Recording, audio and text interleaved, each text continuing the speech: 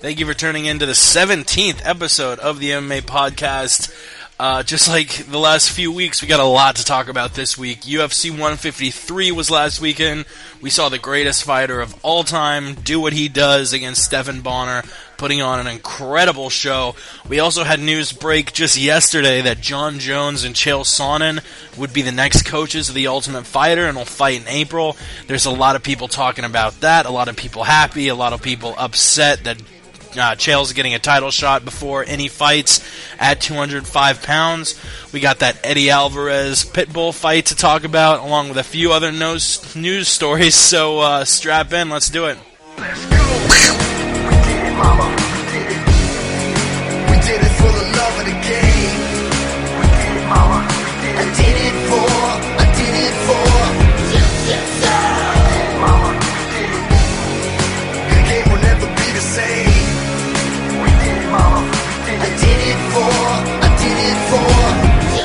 And like I said, this is the 17th episode. Thank you so much for tuning in. We're starting to get some pretty consistent numbers on iTunes, so it's really fun to see that we got a little base of people who like our podcast. Like every week, shout out to Smoke Serpent. We don't have a guest this week. You know, the first couple weeks we're on Ustream. We just want to make sure everything goes well before we start bringing fighters on. We don't want any technical difficulties while we have a fighter on, which we dealt with tons on Blog Talk Radio. So we hope to continue doing Ustream. In the few episodes we've done, we've really enjoyed it. We've gotten a good response, and our audio quality has been a lot better. Shout out to everyone who listens, and to Smoke Serpent, who plays us in every week. Also to MMA Mental, Ray and Patrick. You alright? I'm alright. Chris, you alright? I'm okay, but moving past that played-out joke, they're absolutely fantastic guys. I like to call them Silky, Ray and Smooth, Patrick. They're fantastic guys, and this guy. When we do the round table, it's always a blast. I always look forward to chatting it up with them, so you should check them out at MMAmental.com. Yeah, and this week, I actually forget who they have on, so I'm going to do the awesome thing of looking up something mid-sentence and just rambling on until I see. While you're gone. This week they actually have. Nope, it's not up on their page. Damn it, Ray. They have 3 guests, including a UFC fighter. It's just not popping in my head. So if you want to go check it out for yourself and see who they have on, go to MMAmental.com. They really do great shit. I've actually listened to the last 3 or 4 episodes and really enjoyed it. If you'd like to become a part of the live podcast, we really encourage you to tweet us. We read our tweets on the air, or call us. Number's 213-457-3380. That's 213-457-3380. And as always, you can visit us at the MMA Podcast. We do this every Wednesday night, 9 p.m. Eastern, 6 p.m. Pacific. And the Round Table with Ray and Patrick is every Monday at 7 p.m. Eastern, 4 p.m. Pacific. Oh, how you doing, bro? I'm doing fantastic. It's been a wonderful, wonderful day in the Good to hear. Low household, and I'm looking forward to breaking this shit down with you, son. Highs in the Low household. Yes. Well put. Well put. Yeah, my internship up here in Chicago is trucking along too. I can't complain. Actually going to see Bert Kreischer and Duncan Trussell this week, a couple of my favorite comedians, seeing Bert on Friday and Duncan on Sunday. So yeah, I can't wait for that shit. I wish I could do a Bert Kreischer laugh just as an impression, but it's impossible. It's infectious. It's the best I laugh can't. of all time.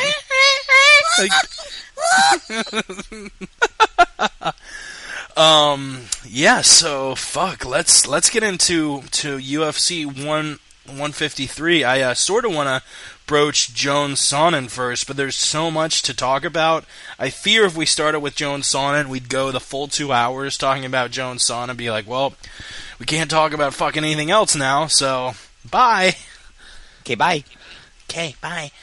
Yeah, UFC 153. What'd you think of that card, bro? That's definitely my lock so far of the year as fight card of the year. The only one that comes close, in my opinion, was UFC 144, the one in Japan. That was just a fantastic card. Lots of great, compelling fights, lots of finishes, and just a crazy event. But this one was fantastic in the fact that we had a lot of people that we counted out that came through and actually kind of shocked us, like John Fitch. We had a lot of awesome finishes by, neck crank and anaconda choke. I enjoyed the hell out of it. Yeah, and I mentioned actually on the MMA Roundtable, it's rare that if you have one fight on the card that goes to a decision, that's your favorite fight. It was the best fight, but I really think that was the best fight of the entire card, Fitch versus Silva. It absolutely was, man. It finally, as we'll break that down when we get to it, but John Fitch finally proved the naysayers incorrect. Incorrect. Yeah, and I was definitely guilty of it. I did not think that Fitch was going to be able to roll through Silva the way he did. He didn't really roll through him, but was very, very impressive. Probably, maybe one of the top 20 fights of the year in the UFC. A couple. Well, you know what? There have actually been a tremendous amount of great fights. You had Barboza Edom, Johnson McCall 1 was an amazing fight. I really liked the first Henderson versus Edgar. Obviously, you had Boach versus Okami. It's been a great year for the UFC. It has been. It's been good. A little underwhelming with reverb, by the way, on your end. Just want to let you know I can't hear myself. But it's been a little underwhelming with things like UFC 147 and also that Guida Maynard fight. That was back to back, and that was probably the darkest moment this year for the UFC. You had two really, really underwhelming cards 2 days in a row. So I mean that was a negative mark. You've had a lot of injuries and cancellations for the first time in the UFC's history. So it hasn't been the greatest year, but then cards like 144 and this one and a few of the Fuel and FX cards have really, came through and delivered. You had that UFC on Fox with Nate Diaz versus Jim Miller. That was a stunning card. You had made him bite his own tongue off. He looked like a gerbil or hamster or something. I don't know what he looked like, but it was fantastic. So yeah, like you were saying, it's been a good year. It's been a bad year, but cards like this really just up the stock of the UFC, and you appreciate it. Yeah, those UFC on Fuel cards have really, really been impressive. I remember Jake Ellenberger, Diego Sanchez was on the first UFC Fuel card. That was a barn burner. You had Chan Sung Jung versus Dustin Poirier on the third UFC on Fuel. Shit, I really need to subscribe to Fuel TV. Yeah, definitely. Well, you know how I am. I got no cable, so I'm right there with you. For sure, yeah. Personally, I would say my favorite card of the year was probably UFC 142, Aldo versus Mendez. I think that was early. It may have been like the first card of the year. I believe it was in January, but when Aldo turned around, kneed him, and ran out of the cage, kind of a la Frankie Edgar this past weekend. That was a lot of fun. It was. Of course, you had the heavyweight card with UFC 146, Diaz-Conde at 143, but let's actually get into UFC 153, third card to be held in Rio de Janeiro, headlined by Anderson Silva versus Stephan Bonner. A lot of people were saying that Bonner was really going to give him a test, was really, really a durable light heavyweight. Who said that? A lot of people said it that are friends with Stephan Bonner and are trying to promote the card. Mom. His mom said it, Dana White said it, Forrest Griffin said it, and if those three say it, it's got to be true. It has to be. They wouldn't lie. His mommy wouldn't lie. His mom is a wonderful person. But, the last card on the prelims was Honey Jason versus Sam Cecilia, knockout of the night in the second round. Honey Jason looks like he's got a future in the featherweight division. Caught a body kick or checked a body kick by Sam Cecilia and actually took a pretty decent punch before roaring back with a counter right that just sent Sam Cecilia down. It did, and not only did it send him down, he wasn't even out yet completely. Honey Jason came over, grabbed him, and got a cross-side position of hammer fisting. You know, sometimes you'll go straight down. He was actually leaning over Sam Cecilia and just thundered down some crazy strikes. It was vicious. It was brutal. And it was an awesome fight because you had both guys really swinging for the fences. In the first round, Sam Cecilia hurt Honey. Honey came back and did the same. In the second round, they were continuing the pattern until the finish. And I think you're right. Honey Jason is absolutely looks very promising for the featherweight division. And it just goes to show you that these divisions getting more fleshed out with more talent are just going to become so stacked, like lightweight, welterweight, and middleweight. You know, those divisions have had a kind of a weak past, but it seems like the last year and a half, they just keep on getting more and more stacked with guys on huge win streaks or just impressive victories. So the sky's the limit for this kid. Yeah, historically, the most strong division in the whole promotion was the 205-pound division, but now the last couple of years, you've seen the real emergence of the lightweight and the welterweight ranks, and maybe, 2 or 3 years down the road, featherweight and bantamweight, and maybe even flyweight will be the toughest divisions in the UFC. I agree, and talking about strong divisions, welterweight was pretty strong, and now you look at GSP and John Jones, just two phenoms, really just holding on to that crown. And then in lightweight, you have just a lot of switching going on, man. You had BJ to Edgar, and then Edgar to Ben Henderson. So it switched quite a few hands over the years. We've had a lot of rematches, so it's just nice to see. Kind of like you're not too sure who could get the shot when they're fleshed out like this. I mean, there's so many guys in these divisions that could easily fight for the title, and I think that's what makes them really compelling. Yeah, there are probably 10 guys at lightweight and welterweight now that could, I could see a title fight going down with. And a couple years ago, that would have been completely out of the picture. But Honey Jason finishes Sam Cecilia by TKO in the second round, 4 minutes, 16 seconds in, gets that $70,000 bonus check for knockout of the night, which I guess he'll probably buy a bunch of Jason masks, probably, I was gonna say 70,000 Jason masks, a gilded Jason mask, like a tricked out, pimped out Jason mask, where it's like platinum and it's got spinners like on it, spins around as he's walking out. That'd be awesome. Hell mask. yeah! I want a mask with spinners. Hell yeah, dude. But moving on to the main card, which we saw 4 of the 6 fights won by Brazilians. The first one won by a Brazilian, Damian Maia fighting Rick Story. To be honest, I thought Story was going to put up more of a fight in this one. Maia just steamrolled him, had his way with him, and choked him out about halfway through the first round. Or didn't choke him out, it was a neck crank. But Story really had no answer whatsoever.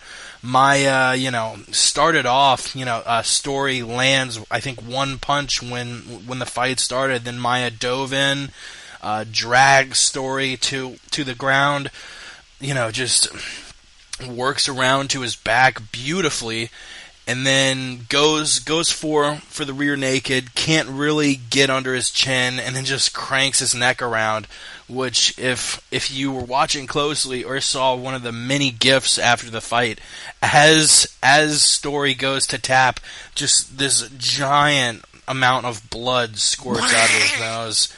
It was a pretty gory fight. It was, and for a moniker, The Horror, it seemed kind of fitting for this fight. Rick Story is one of those guys that I've always thought has the caliber to really compete, but he's essentially a boxer wrestler, which, God damn it, we have so many of those guys at welterweight and lightweight that it's like, okay, I get it, it works, but I like when you have these guys like Eric Silva and Damian Maia coming in there with a different style. And Damian, it's kind of a dead horse on our podcast network, but this dude had really came out on fire in his early UFC career, transitioned to a striker, and since he's come down to welterweight has looked absolutely fantastic. I'm really happy for the guy. I mean, he's been open in the past before how he doesn't want to hit his opponent. He doesn't want to hurt him. He wants to end the fight as quick as possible. And for a guy like Rick Story, who really is a bully, I mean, he gets in people's faces at the weigh-ins. Mike Pierce is famous on Joe Show Radio talking about how Rick beat up this new kid almost to the point where the kid was, bloody and broken, and that's why Mike Pierce left the Brave Legion gym. It's kind of a gross story, and I've had less respect for the guy. I mean, I didn't hear his side of it, but my point is him being a bully.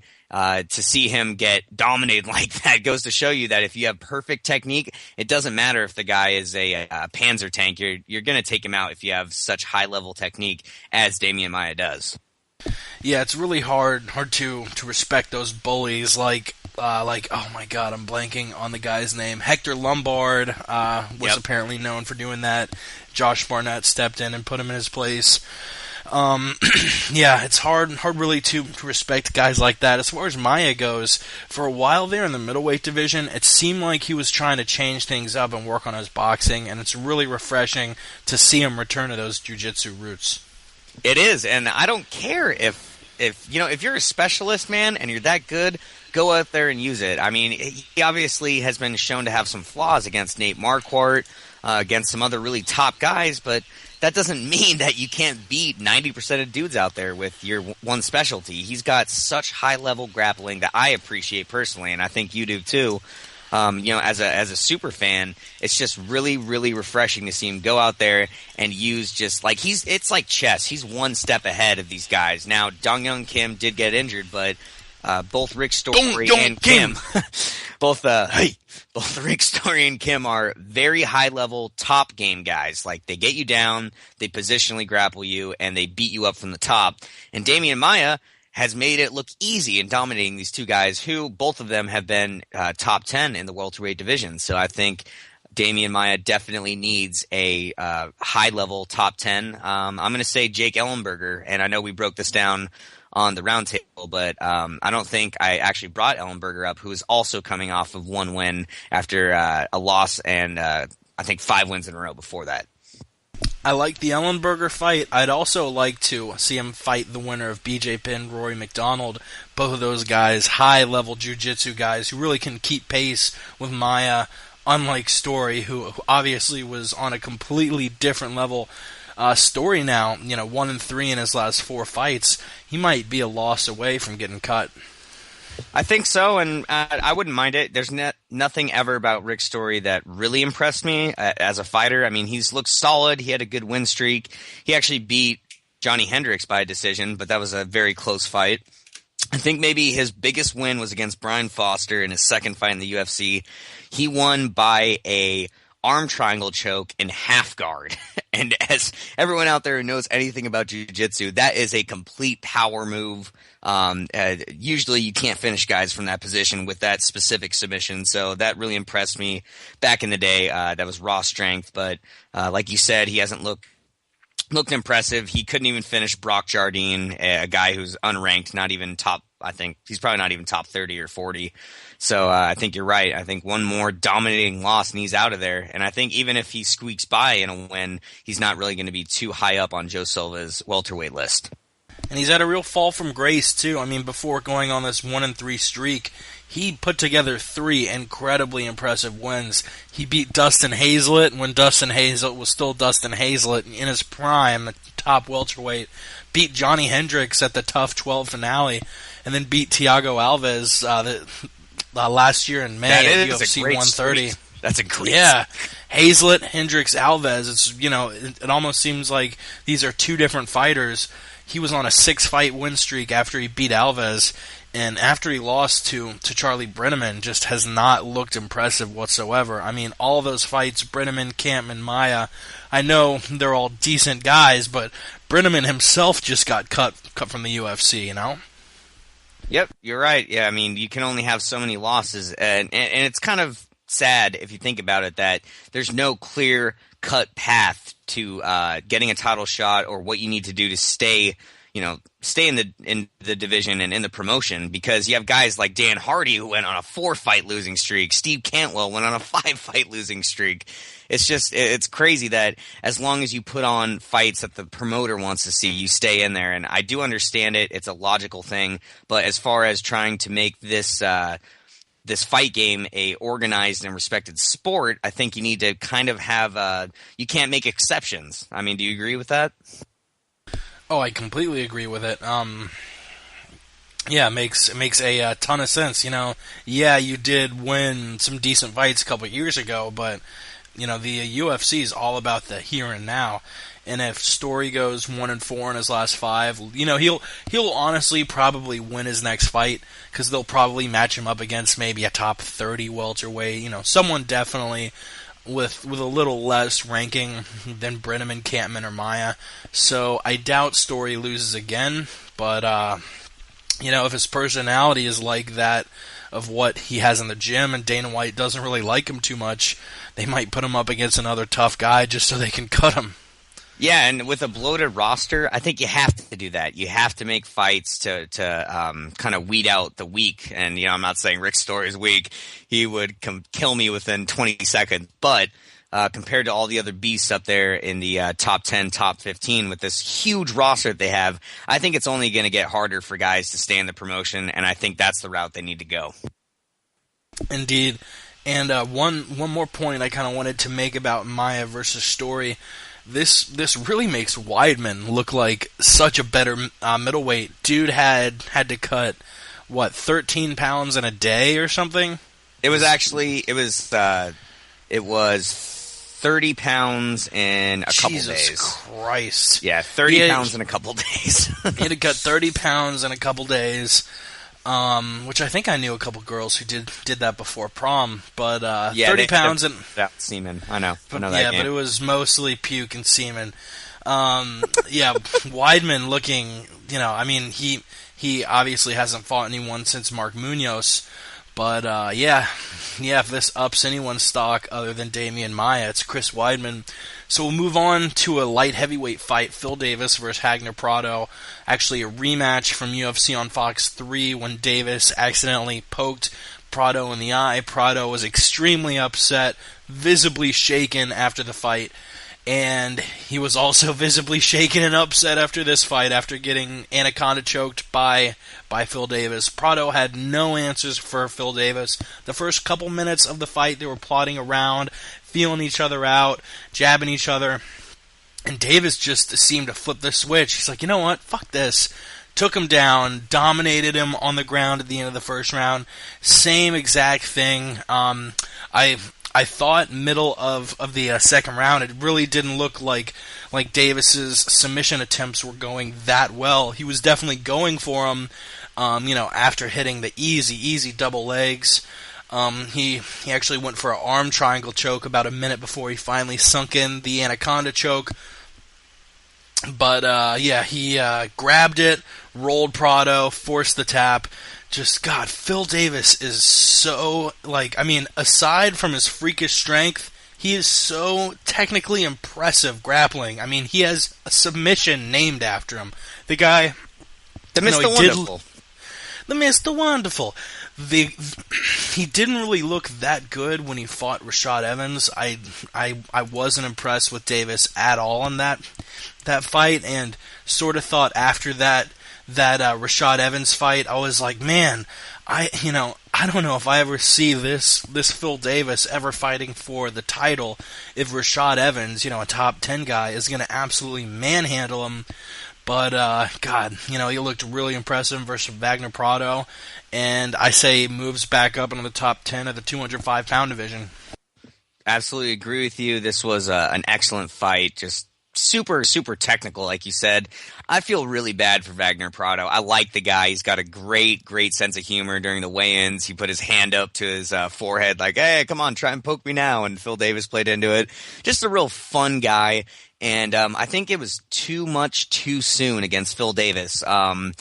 I think the parallel is actually Phil Davis versus Rashad Evans, kind of, in a way. I think it's too much for Phil. It's a really, Yeah, and it was way too much for Prado. I mean, the guy had 8 friggin' fights, and Phil Davis, Wagner has no history of combat sports, and Phil Davis has been wrestling his entire life and at a high level. So I thought, when I first heard of the matchup and after the first one, I'm like, well, I mean, man, I just, beyond a lucky punch, I don't see how Wagner could win this thing. And, it kind of proved me right in this fight, man. I mean, he just absolutely steamrolled him.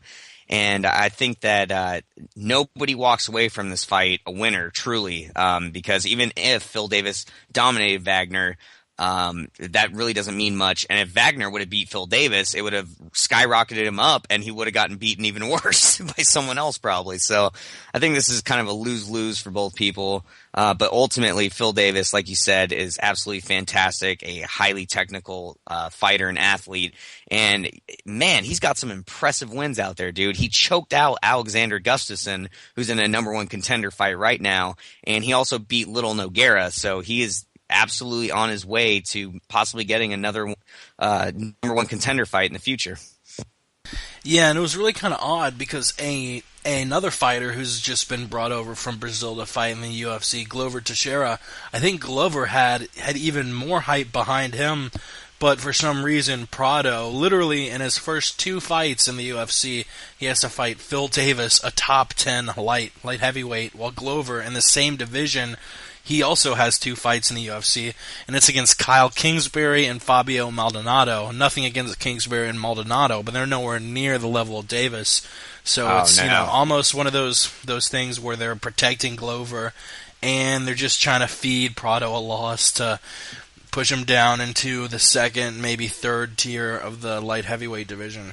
Yeah, I you know what fight makes perfect sense to me. Phil Davis went out there, had a nice streak in the UFC, lost to Rashad Evans, had these 2 fights. I say match him up with Lyoto Machida. I think that's absolutely fantastic.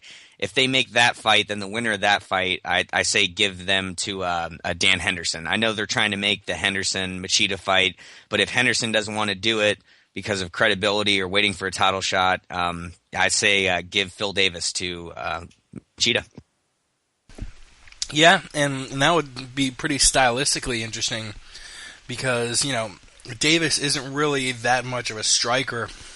Doesn't have any wins in the UFC by KO or TKO. So, I don't know. Yeah, he would obviously need to throw punches, but I don't know if he would be as aggressive as a lot of people that Lyoto's had to fight, and which, that really doesn't help his whole counter-striking thing. That may just turn into a jiu-jitsu match, and honestly, I wouldn't mind. And a jiu-jitsu match between Davis and Lyoto would be really interesting. And I think just by, both of them very, very technically savvy. But Davis has more submissions of recent and is stronger, too. So I would actually probably give that one to Phil Davis. I've got Machida in that one just because he's fought top-flight wrestlers. He knocked out and made Evans look like a amateur, so I think that makes it even more compelling considering Davis has gotten better since then. But if I was in Phil Davis's corner for that fight, I would tell him to take off the roller skates. Yeah, you were talking about the movement left and right on his striking technique. Did you want to talk about that on this podcast as well? Yeah, I'll keep it short. I've actually seen some videos of Phil training at Alliance MMA, and he actually has a training regimen where there's this slick board, and he puts on shoes that are very slick themselves, and he slides left and right, and he holds his balance kind of like an ice skater. And that seems to play into his striking style. I know he wants to move laterally, which is smart as a striker. You never want to go just back and forth. That's predictable. But I think it's also going against him. If you look at every single fight he's had in the UFC, when he's standing, he looks completely awkward. He slips after things, and he doesn't fall, but he slides, and it puts him out of position. I think it's more of a negative than it is a positive for fundamental striking. What do you think? I haven't really noticed it, but yeah, he's always seemed a little bit goofy striking, and I couldn't really put put a finger on it exactly what was going on there, and that makes a lot of sense. You know, you make a great point. You do need to move left and right as you're striking, but to the effect that he does it, it probably makes his strikes less accurate and less, forceful if he's, sliding out on each punch. You're right. It's good for evasion, but it's bad for proper setup. You're not setting yourself up for another strike, and you're also off balance. So I think ultimately Phil needs to take that weird machine I've only seen him use, throw it out the window, and start doing some striking training with King's MMA, which is very close to where he's at. They're both in San Diego. Now, on the MMA Roundtable, you said that he has oily feet. Do you stick with that? I stick with him having slick feet, yes. Racist. Hey! Moving on. We will end the Davis Prado. No, actually one thing that I want to talk about, we have our Bonehead of the Week segment on the MMA Roundtable, and my Bonehead of the Week were not just the Brazilian fans who stole Silva and Big Nog's hats, but fans all around the world who, I went over it on the MMA Roundtable, so I'll try and keep it short. If you're in that first row where fighters are coming out, you've paid hundreds of dollars for that seat.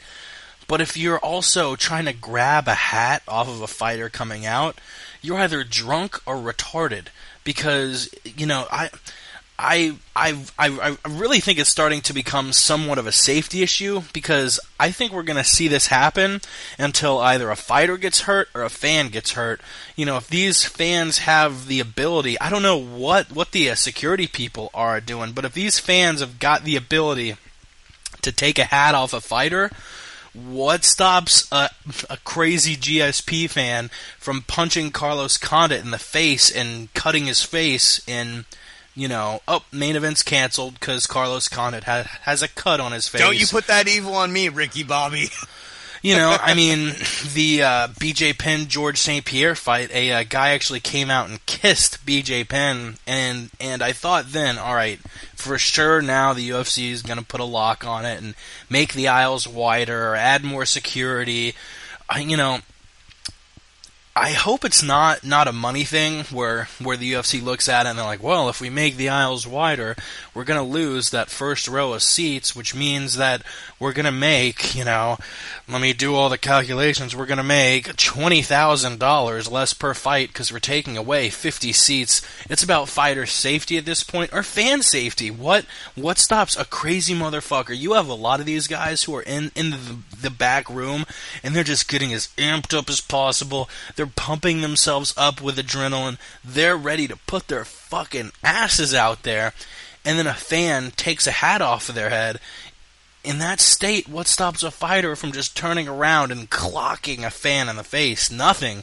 So I really think the UFC's got to do something about this before either a fighter or a fan gets injured. But Wagner Prado, the first man in UFC history, someone grabbed his hat, and that dude, that guy has some cat-like reflexes. Turned around, guy grabs his hat, and as he's pulling his arm away, Prado whips around, reaches out, grabs it back, and puts it back on his head. That was awesome to see.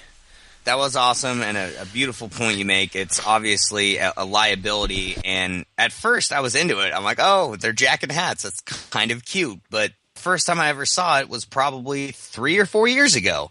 And after, I want to say, at least 10 to 15 times, seeing this shit happen over and over again, it's become silly, and you're right. You have to be a fucking jerk-off. And here's why.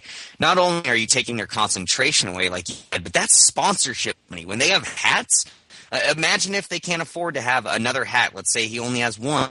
You've just taken away one of their sponsors, and I think that is incredibly selfish, and I'm right there. It's a safety issue. It's a hazard to everyone involved, and it can make someone lose money. I say, quit being such a goddamn douche and enjoy the fights. Give them a high five. Don't steal their fucking hat. Yeah, and Boni Acai, who provides, I think, hats for every fighter from Brazil.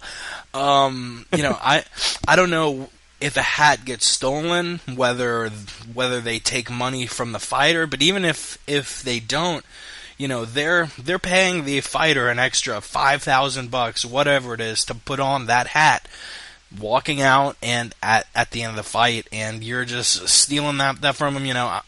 I'm sure a trainer probably throws him an extra hat or the hat off of his head if he needs to. But it's still, people laugh and when and I know I'm going on a little bit of a tirade here, but you when are, that kid, but I like it. When that kid at the Philadelphia Phillies game ran on the field and got tased, everyone's like, "Oh, that poor kid! Why did they have to tase him? He was obviously just on the field, just running around having fun." I thought running around on the field was cute. Streakers were cute. I thought that was all real funny. Until a Major League Baseball game, Kansas City Royals, someone ran out on the field and stabbed the first base coach in the leg. He got stabbed. After someone runs on the field and gets stabbed, it sucks, but that ends the fun of running out on the fucking field. It's not funny, and the UFC needs to do something about it before someone gets hurt. You're very right, and it would go a long way in making it a streamlined sport where people out there who aren't even into it, mainstream, there we go, that's the word I was looking for. If you want to get mainstream and you want to be official, you got to work on things like matchmaking and, like you were just talking about, this whole hat stealing debacle. Yeah. But I'll quit my rant after I've gone 15 minutes on it. Fight of the night, the only one I mentioned earlier that went to decision, 30-27, 29-28, 29-28. John Fitch beating Eric Silva. Man, Fitch really impressed me. And if you would have told me that Fitch would have won this by unanimous decision, I probably would have rolled my eyes and done a little jack-off motion, be like, God damn it, this wet blanket wins another fight by decision. I'm probably going to go take a shower or masturbate while this fight's going on, because I don't want to watch it. I would prefer to masturbate than watch John Fitch win a unanimous decision. But damn, this was a good-ass fight. I was actually masturbating while watching it. It was that good. Fight of the night. Both guys took home $70,000. I actually gave the second round to Eric Silva, the first and third rounds to John Fitch. The third round I actually gave 10-8 Fitch. And yeah, I mean, God, it was the first round, lots of standing up, actually. Fitch didn't look too bad himself. I actually had it tied up until Fitch was able to secure a takedown at the end of the first. Second round was a lot of standing up, too, a lot of clinch work. Silva didn't look bad, and I had it tied up 19-19 going into that third round. And Fitch turned it on in the last round, took Silva's back at one point, and actually looked decent standing up there, was battering Eric Silva, who was known for having, this incredible kickboxing, incredible boxing game. Fitch used a steady stream of rights, just, really, really kept him at bay. Just beautiful, beautiful fight. John Fitch is back, ladies and gentlemen. Yes, he's back, and he's looking the best he's ever looked in the UFC. Now, in his early career, he dominated guys like Thiago Alves, but Alves was also early in his career at that point, and came back really strong, earned a title shot after that dominating loss to John Fitch. He dominated Josh Berkman, who in the past, Joe Rogan has been very high on him for being the strongest I've ever seen, Mike. So John Fitch early on looked great, and then he turned into a tedious grappler after that GSP loss, because he didn't do anything in that fight. For 25 minutes, he got his ass absolutely handed to him. So his 5-fight win streak after was tepid affair after tepid affair. He would go in there, wrestle guys down, positionally control them, wrap punches. It wasn't good. And then cut to him getting knocked out by Johnny Hendricks and the BJ Penn, and he had a kid, and it's just all this chaos in his life. And he said, I'm going to fight. I'm going to fight for the fight of the night, because I need the money, and I respect that. He made a lot of excuses about that Hendricks fight, which you and me are on the same page, is bullshit, and it's sad. It's BJ Penn territory after that GSP loss. You just need to own it, move on. But this fight, he proved that he can go in there against a young lion, and he can fuck him up, man. I mean, you broke down the fight. I'm not really going to add much to it. I think the only thing I want to add was that first round, he almost got choked out, survived, then got Silva's back, and then at the end of the round went for an armbar. Silva showed some beautiful explosiveness in getting out of it. He actually used his hips in the cage to get out of an armbar. He's got some great IQ when it comes to the fight game, but the only issue I have with Eric Silva at this point in his career is that he's used to just dominating guys. He had his hands down with disdain against a guy like John Fitch. I wouldn't recommend that. I mean, John Fitch may not be the best striker, but if you have your hands down at the waist, that's just saying, fuck you, basically. And John Fitch went in there, got out of everything that Eric Silva could throw at him, and I think after that first round, Eric Silva was mentally defeated. It's not that he's not a well-conditioned athlete or he has the skills to hang with the top. It's the fact that he had never been out of the first round in his UFC career, and everyone was touting him as the next, title challenger. So I think going into that second round, he was dejected on himself. He's like, man, I threw everything at this guy. I had his back. I had the choke in, and I couldn't finish him. So like you said, John Fitch, from then on, it was all Fitch. Just steamrolled him. Absolutely steamrolled him. Definitely deserving a fight of the night. And we had talked about on the round table that there are a lot of intriguing matches you can make after this fight, like Silva versus Story, Fitch versus the McDonald Penn winner. Yeah, I agree with you 100%. That was absolutely fantastic. And, it kind of leaves Silva's ranking at the welterweight division kind of up in the air. He beat Luis Ramos and Carlo Prater in less than a minute, or technically a loss to a Prater. But I'll try not to go on another rant. But I hate calling losses wins. When people say, "Oh, he didn't really lose that fight. That was a win." I'm like, no, he lost that fight. It was a controversial decision, but it was a loss. But Silva Prater goes in the category of a Jones Hamill. Silva's landing these strikes, a couple graze the side and back of his head, and instead of giving Silva a warning, he gives Silva the victory, and then is like, "Oh yeah, sorry, it's a disqualification." So I think most fans give him a victory for that. Also beat Charlie Brenneman by submission in the first round, so he's not really up to John Fitch's level yet, especially on the ground, which is surprising because he's a black belt in both Brazilian Jiu-Jitsu and Judo.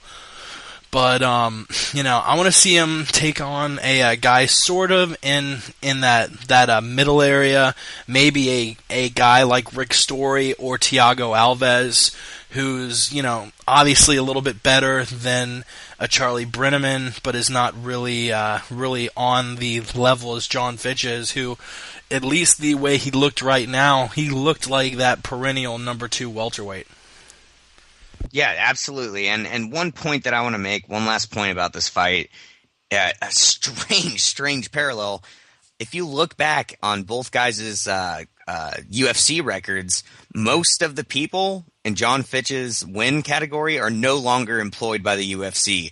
Josh Berkman, Luigi Fioravante, Akihiro Gono, Chris Wilson, Yep. Roan Carneiro. There you go. I don't think Ben Saunders is still with the UFC. Rock Larson. There's another one. Eric Silva. All 3 of his first opponents in the UFC are no longer employed. So it's kind of funny to look back and say that, yeah, they look great against really tough guys, but I mean, at this point in their careers, if you look back, it's really not that impressive considering who they fought, if you think about it. Yep, and also the guy John Fitch fought at UFC 64, Kuniyoshi Hidonaka, also no longer in the UFC. Yeah, I actually never thought of that, and that's a pretty interesting parallel. As far as Fitch goes, you actually brought it up on the round table, and since then I've really warmed up to the idea of him fighting BJ Penn, Rory McDonald next. If Rory wins, I think both of them are at the same level in that, top 9 or 10 in the welterweight division. If Penn wins, Fitch obviously gets the rematch that he and Penn have been asking for a while. They apparently went back and forth after the fight. Penn wanted to train at AKA, where he actually started training with Dave Camarillo before John Fitch joined AKA. and Fitch actually put the veto on that and made it so Penn could not go to AKA to train. Penn wasn't really happy with that. Fitch had some choice words on his own. So I think Penn Fitch, especially that the first fight was a draw, would be a really interesting fight to see. It would be, and I want to make a little point on BJ Penn. You know I'm not the biggest BJ Penn fan in the world. And you know he's my favorite fucking fighter in the world. Yeah. I'm not too high on him. I think he has the most natural talent out of anyone out there besides John Jones and GSP and Anderson Silva. I think he has wasted a lot of that potential with just not training hard enough or, making the wrong decisions. But on the same token, I back him up in his arguments with John Fitch. BJ Penn has been at the top of the sport for his entire career. Started out in the UFC, semi-retired in the UFC. He's trained at places. Well, he's not semi-retarded. Well, no, he's full-blown. But he's trained at AKA. He's trained at Nova União. He was the first American black belt to ever win a world championship. You can't take that away from the guy. And for John Fitch to go out there, a guy who is on a draw and a loss, before this last fight, for him to say, no, you can't come train here because he was pissed off about that draw. It takes a lot of respect for me. Like, it takes a lot of respect out of that equation because it's like, dude, he is absolutely one of the best ever, and you're vetoing it. I'm pretty sure everyone else there wouldn't have a problem with it, but you do because it went to a draw in a fight that I think he should have lost. So I kind of have BJ Penn's back on this whole situation. I think John Fitch needs to, drink some acai or do some yoga or something. He needs to grow the fuck up. I mean, whether it's that fight or the George St. Pierre fight, he tends to have a kind of complainy attitude about fights. I mean, even before this Eric Silva fight, he was making excuses about, oh, I only took this fight because I needed the money, etc., etc., etc., which is why I took Eric Silva, because I have a general rule I like to go by. When a dude wisses a mate cut, when a guy misses a weight cut, or starts making excuses before a fight, I typically tend to not think they're going to win. Usually it seems like when a guy misses a weight cut, it means he tried all he could. He lost every milliliter of water weight in his body and still couldn't make weight, which means they're going to be horrible the following night. And when they start making excuses, I almost feel like they've already accepted the loss in their head. John Fitch, he was making excuses, but I guess that's just sort of his mentality. I didn't really respect his where he was coming from too much in that, oh yeah, I bought a big house and a giant truck, so no, a second house. House. A second house and a giant truck, and if I don't win this, I'm gonna need to get a regular job. Like, oh, I don't know, how about you just put a mortgage on your second house, you fuck? But yeah, on the same page. Fuck John Fitch and his padded record, and hopefully. But I'm really impressed from his Silva fight, and I want to see what happens next. Actually, this next John Fitch fight might be the first John Fitch fight I'm interested in going into it. I think you're right. This may actually be, aside from the GSP fight, this may be the second one, his next fight that I'm interested in as well. I thought Eric Silva was a compelling matchup, but I think we were both agreeing that Eric Silva was going to steamroll John Fitch. So after that performance and gaining fight of the night, we're on the same page. Yeah, we'll just move right on after talking about John Fitch for about 2 hours. Glover Teixeira, Fabio Maldonado. Jesus fuck, that was one of the most brutal first rounds I've ever seen. And I know I've repeated myself from the Roundtable show a couple times already, but this reminded me of when I first picked up that UFC video game. I put it on the worst difficulty level ever and just battered the shit out of the computer. Left, right, left, right, left, right, left, right. Ended it quick. That's what it kind of looked like here. Glover Teixeira and Fabio Maldonado were nowhere near the same level. Glover Teixeira actually fractured multiple bones in Fabio's face. He had to be rushed to a local Rio hospital right after the fight. Glover actually wins after the second round. After 5 minutes, and our buddy Patrick on the MMA Roundtable really made a strong point in that what the fuck was Mario Yamasaki doing that first round? I mean, there's a reason the ref's in the cage, and it's to protect a fighter from getting too much damage. Fabio Maldonado, as Patrick said, probably received enough concussive damage to knock a year off his life, and I totally agree. I mean, they say quarterbacks getting sacked can knock a week off of your life. Fabio was so battered in the first round. I cannot remember the last time I scored around 10-7.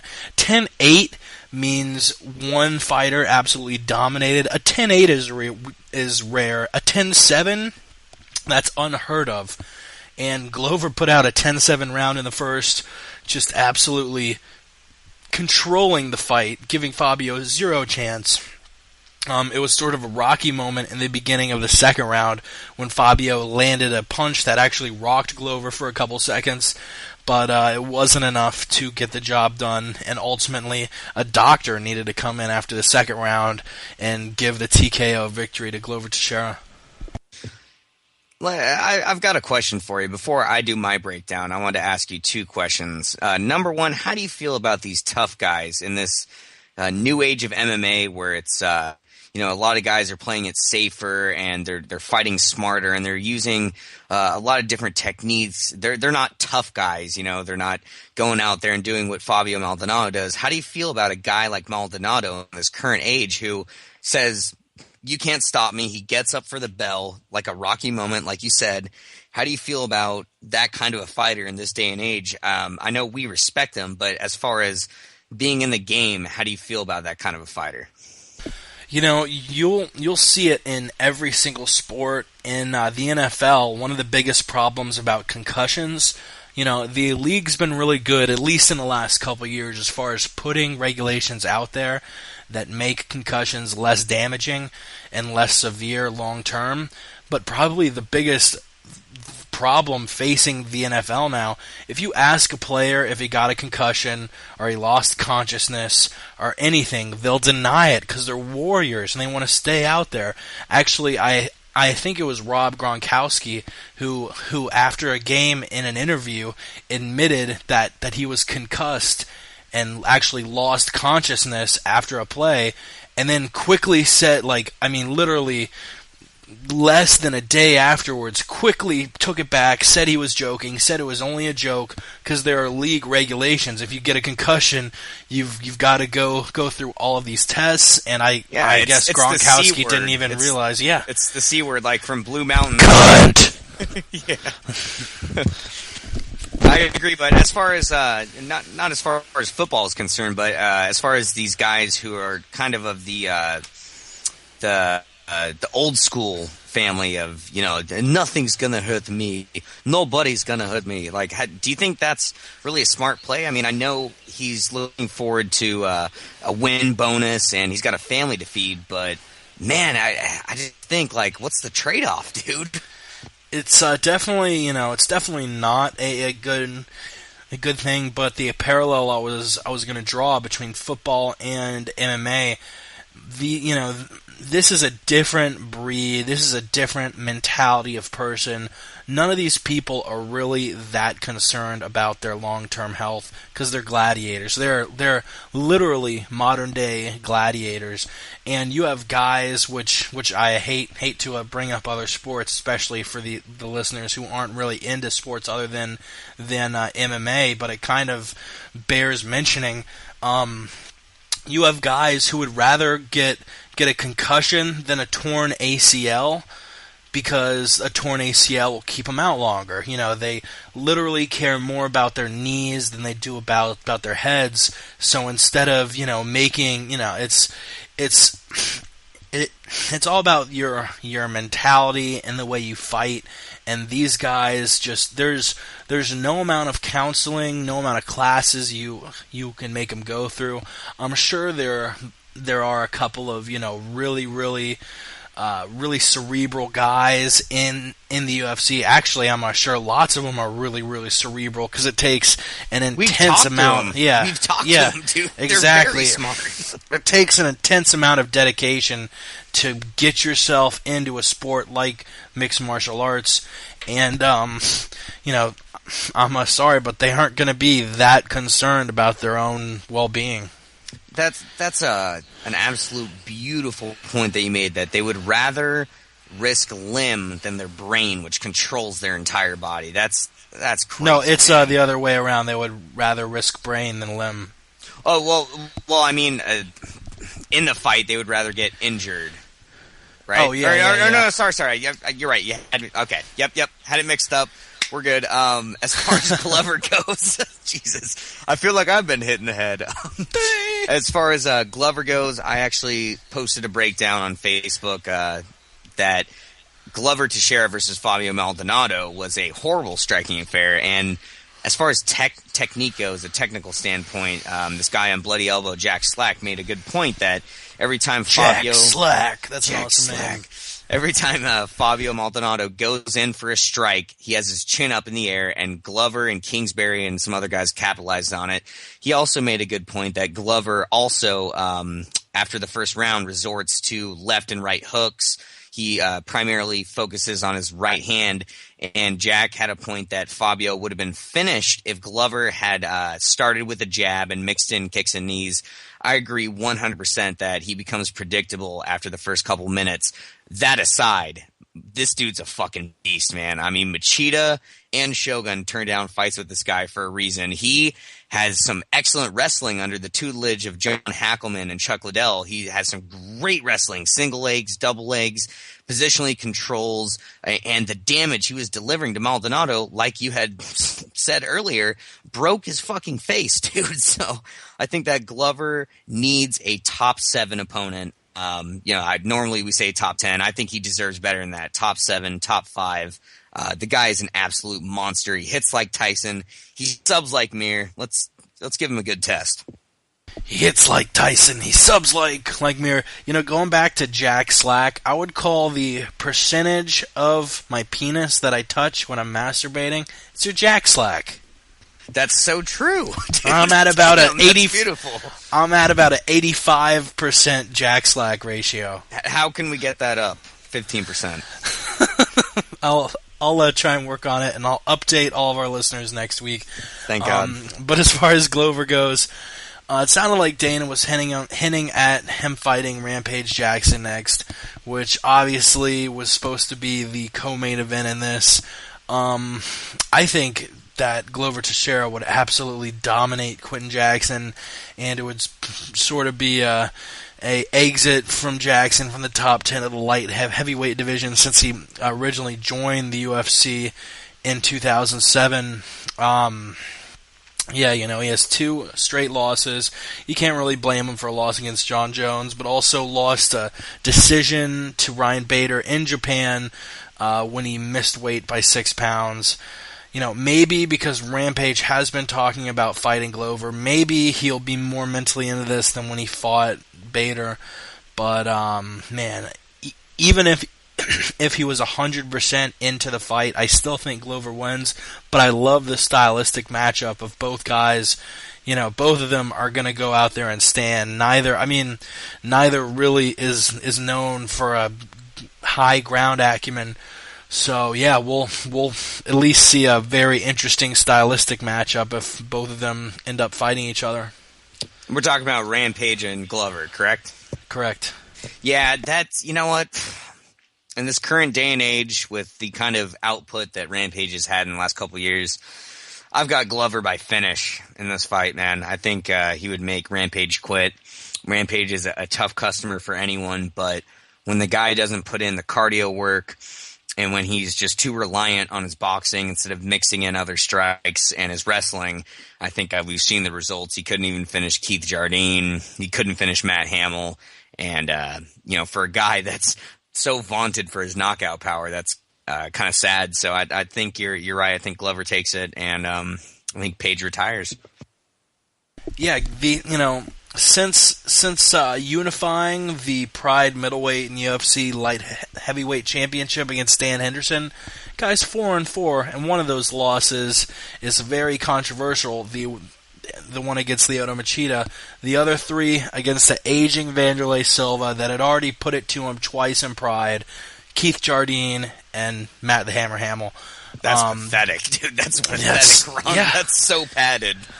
And really the only reason people still put him in that top 10 of the UFC light heavyweights is because of his run in Pride, and because, sort of like Chael, he's gotten a lot of notoriety for the way he runs his mouth.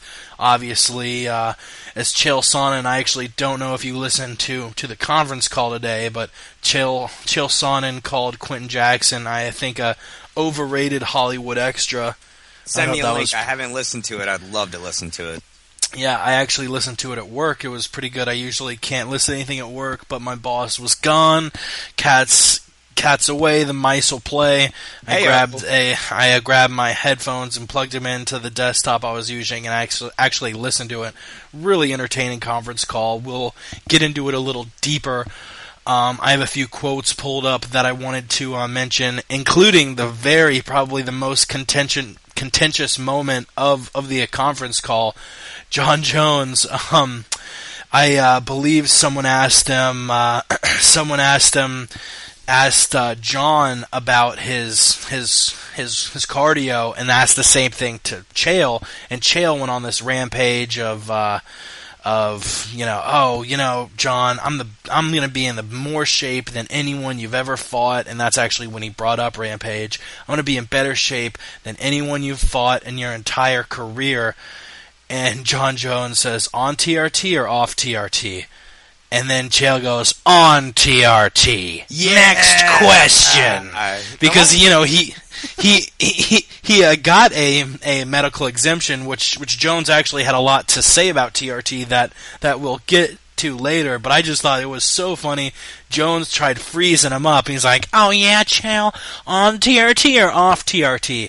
And Chael did get a TRT exemption for his last fight, so Chael just goes, on TRT. Next question. The future like, light heavyweight champion, linear middleweight champ, Stephen Brody Stevens. Yeah, it's weird how we mix the two, huh? It's very weird. But Glover just absolutely puts it to Fabio Maldonado and takes that second round TKO doctor stoppage. In the co-main, Antonio Hidalgo Nogueira, a.k.a. Big Nog, taking on Dave Herman. Herman actually, both of these guys, I could have seen the fight going either way. I was looking at Big Nog during the weigh-ins, actually. He didn't look nearly as in shape. Yeah, he did not look as in shape as he has in previous weigh-ins. Fat is a pretty nice, blunt way to put it. He looked out of shape. I'm sorry. And fat is rude. Chubbers. I'd go with Chubbers on Chubbers. this one. He looked totes Chubbers. And I was like, man, Herman might actually win this shit. Oh my god. But, Herman doesn't really have, he was on a 2-fight losing streak against Stefan Struve and wow, I almost said Hoy Nelson. Rory McDonald? Hoy Nelson. Hoy Nelson. I'm talking like a Brazilian now with all these Brazilian names. Stop it. Hani Jason. Hidalgo Nogueira, he lost to Hoy Nelson in the first round with a punch. His only win in the UFC being against John Olaf Einemo. Big Nog, probably a little motivated by Herman's comments that jiu-jitsu doesn't work, armbarred him out, and it was really that last stanza of the second round. I did give the first round to Big Nog 10-9. That last stanza was amazing. Nog takes him down, goes for the armbar he had been working for a couple minutes ago. Herman actually looked decent. He rolled the correct way, tried stepping over, but couldn't. Big Nog stayed after it, just completely wrenched the arm and gets that tap. Probably the most jubilant moment in the arena. You actually saw Anderson Silva's locker room. They were jumping around. Anderson was crying. Kissing a picture of Big Nog on the mouth. Kissing a picture of Big Nog with his tongue on the mouth and then putting against his crotch and saying obrigado multiple times. obrigado.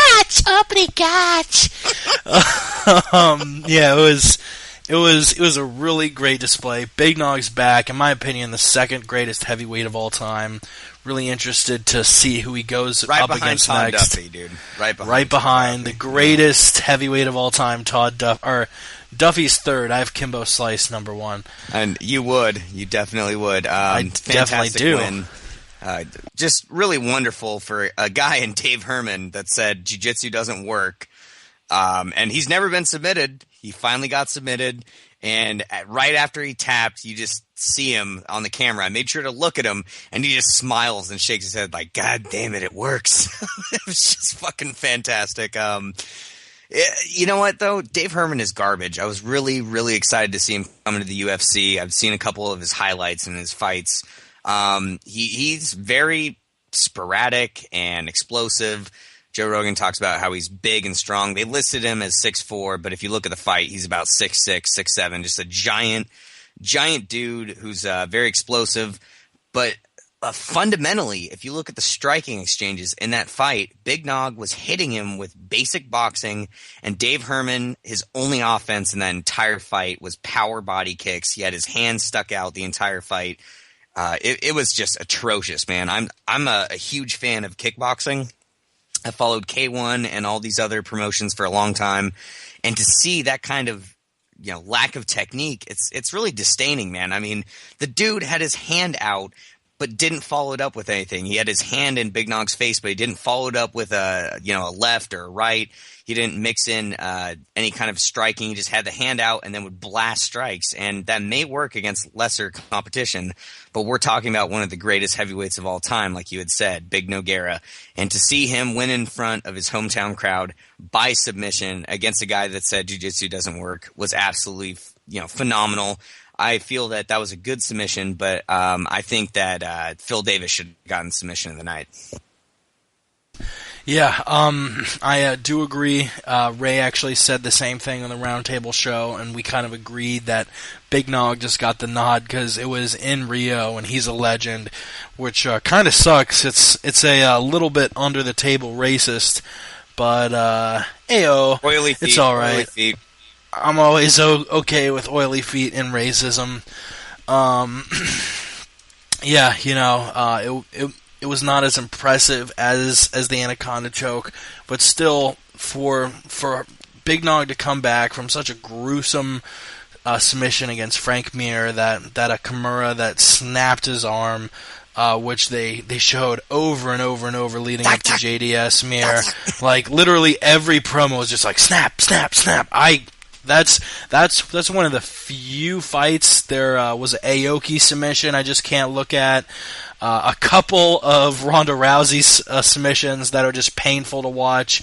Mir actually also broke Tim Sylvia's arm, but it wasn't nearly as gruesome, You can see the point where Mir broke Sylvia's arm, but it's much more fainter than when Mir is just like cranking and then pop! You like he's pushing on his arm or pulling on his arm as hard as he can, not getting any release from it, and then all of a sudden it goes from barely moving at all to just moving very quickly 3 inches. Just so nasty. The fact that Big Nog was able to come back in less than a year and get a win against Dave Herman, I think that really makes him deserving of a fight.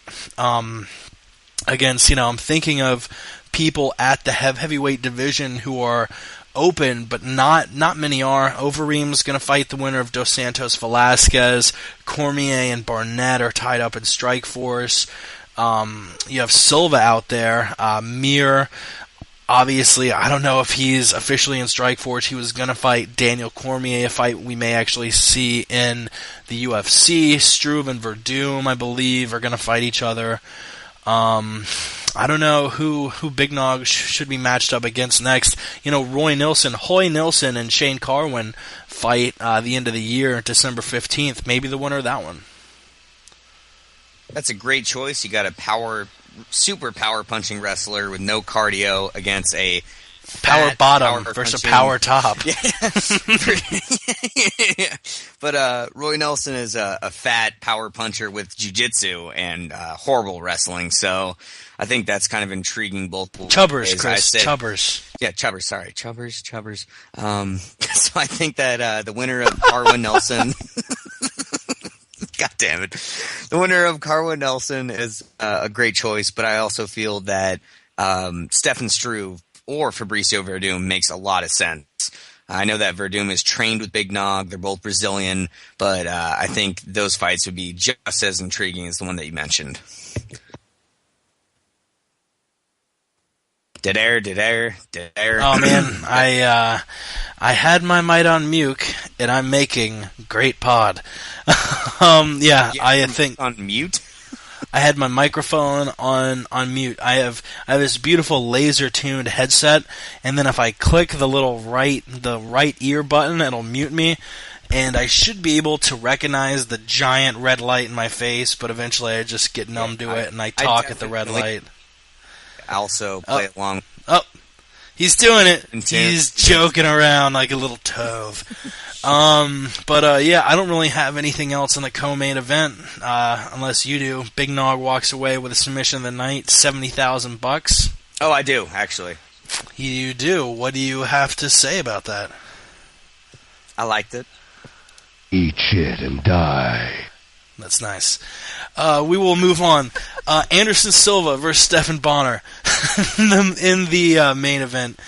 Anderson Silva's the best. I think I sent you a message on Facebook after the fight. I was just like, he's the best.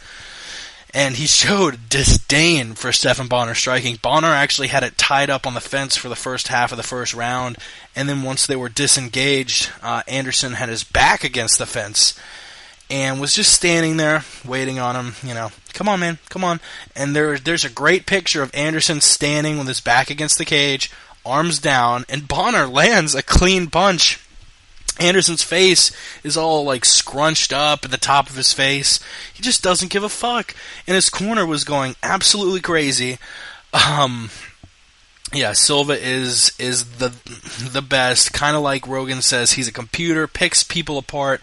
After about 3.5 minutes, Anderson flipped the switch, just like we've seen him do against Yushin Okami, like we've seen him do in the second round of the second fight against Chael Sonnen, like we've seen him do in multiple other fights versus Vitor. I could go on and on and on, but Anderson flipped the switch, and it was over for Bonnar. He was swarming Bonnar like a Pride era Vanderlei, just smelled blood, would not let up, actually rocked Bonnar with a punch that staggered Bonnar back, and I don't think Bonnar was used to Anderson's speed, because he staggered back almost in a fashion like he wasn't expecting the person to rush him and dive in. We actually have a caller we'll bring in now.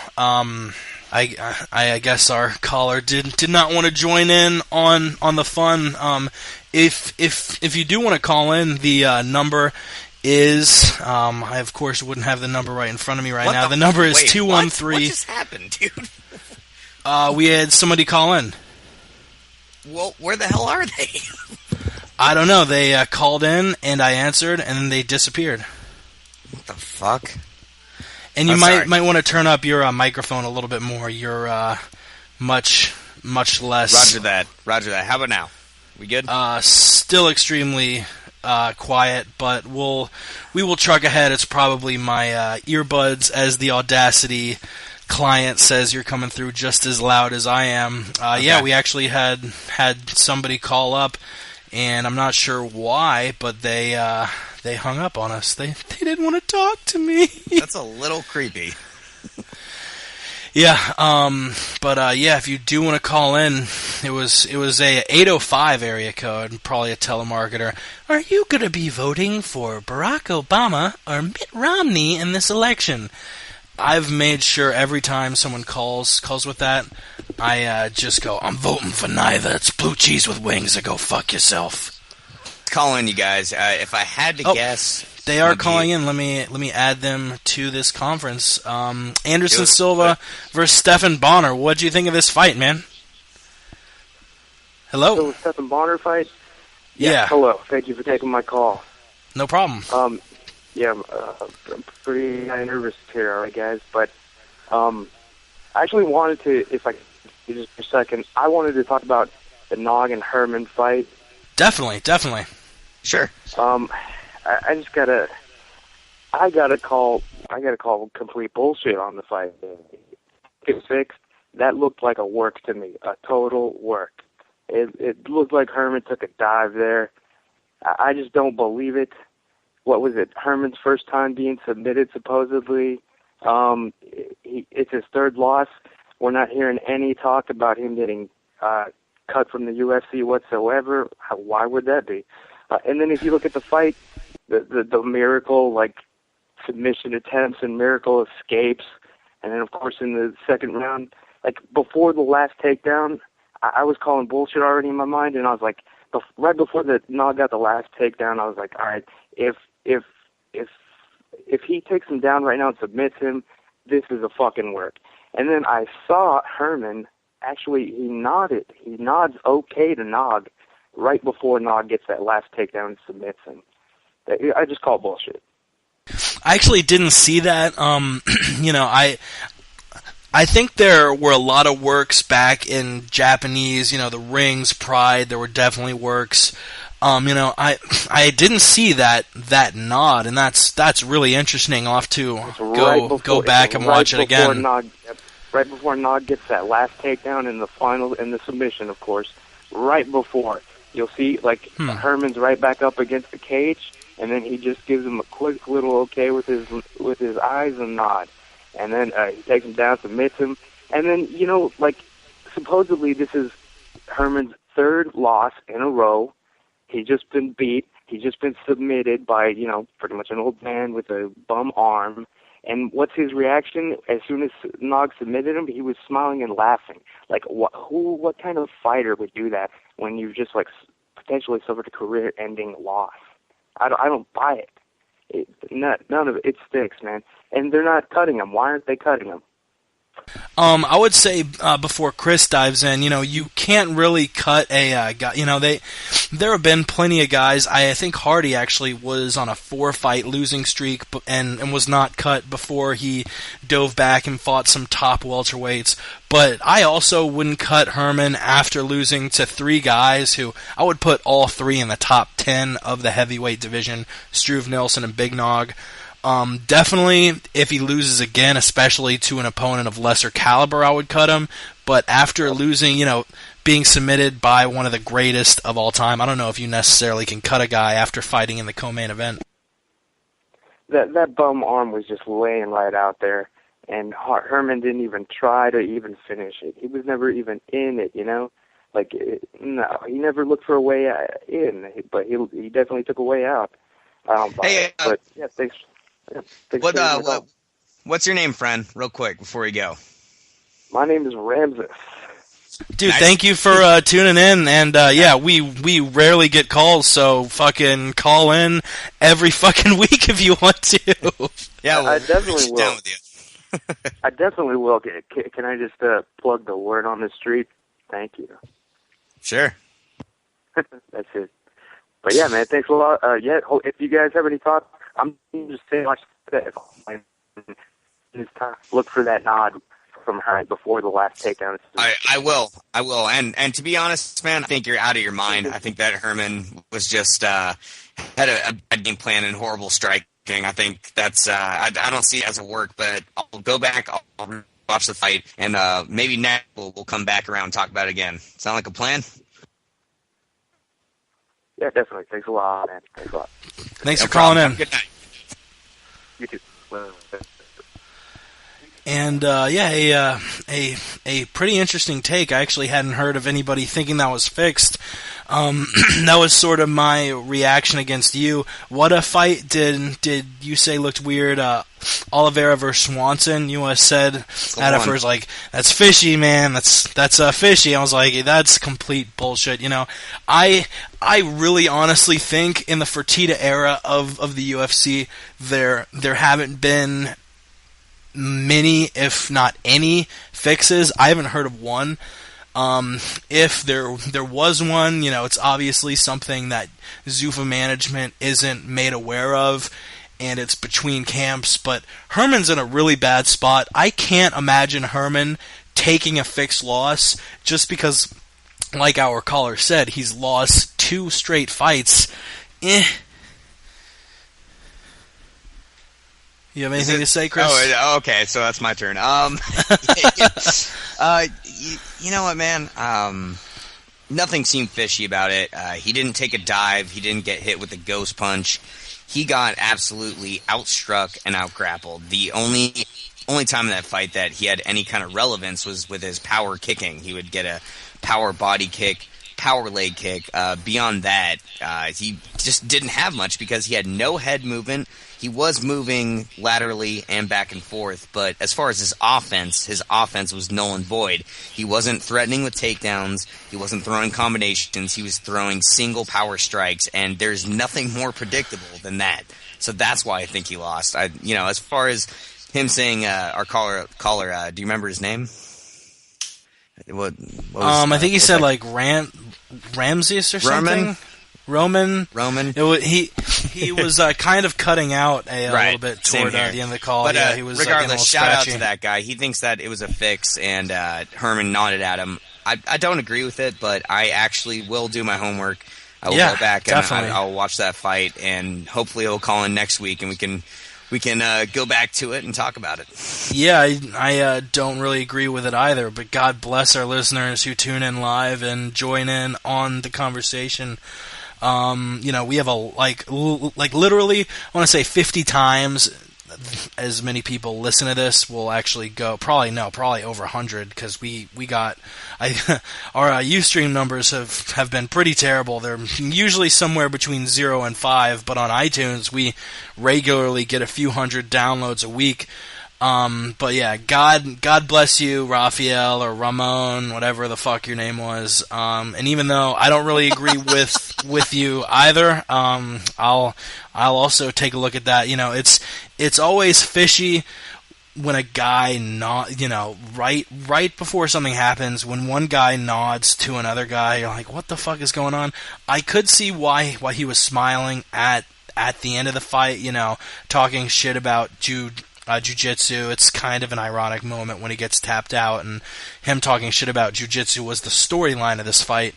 So I could see him, being able to accept the irony and what exactly went on. But I don't necessarily, at least without looking at it again, I don't necessarily agree with that take. But let's get back to Anderson Silva versus Stephan Bonnar. I think I was talking about before he called in, the fact that Bonnar, I don't think he expected Silva to rush in as quick as he did. He kind of staggered back and looked more like he was nice on-air burp there. He was sort of rebounding from being hit and wasn't expecting to be attacked again. And he staggered back with his hands on his head where he just got punched. And Silva ran in, got a couple steps behind it, almost like a place kicker. And I know I'm making a fuck ton of football analogies, but he ran up on him like a place kicker and was able to generate some momentum behind this awesome. I don't know if it was a flying knee. I guess it sort of was. It was a standing vaulted knee to the sternum, to the solar plexus. That's what I meant.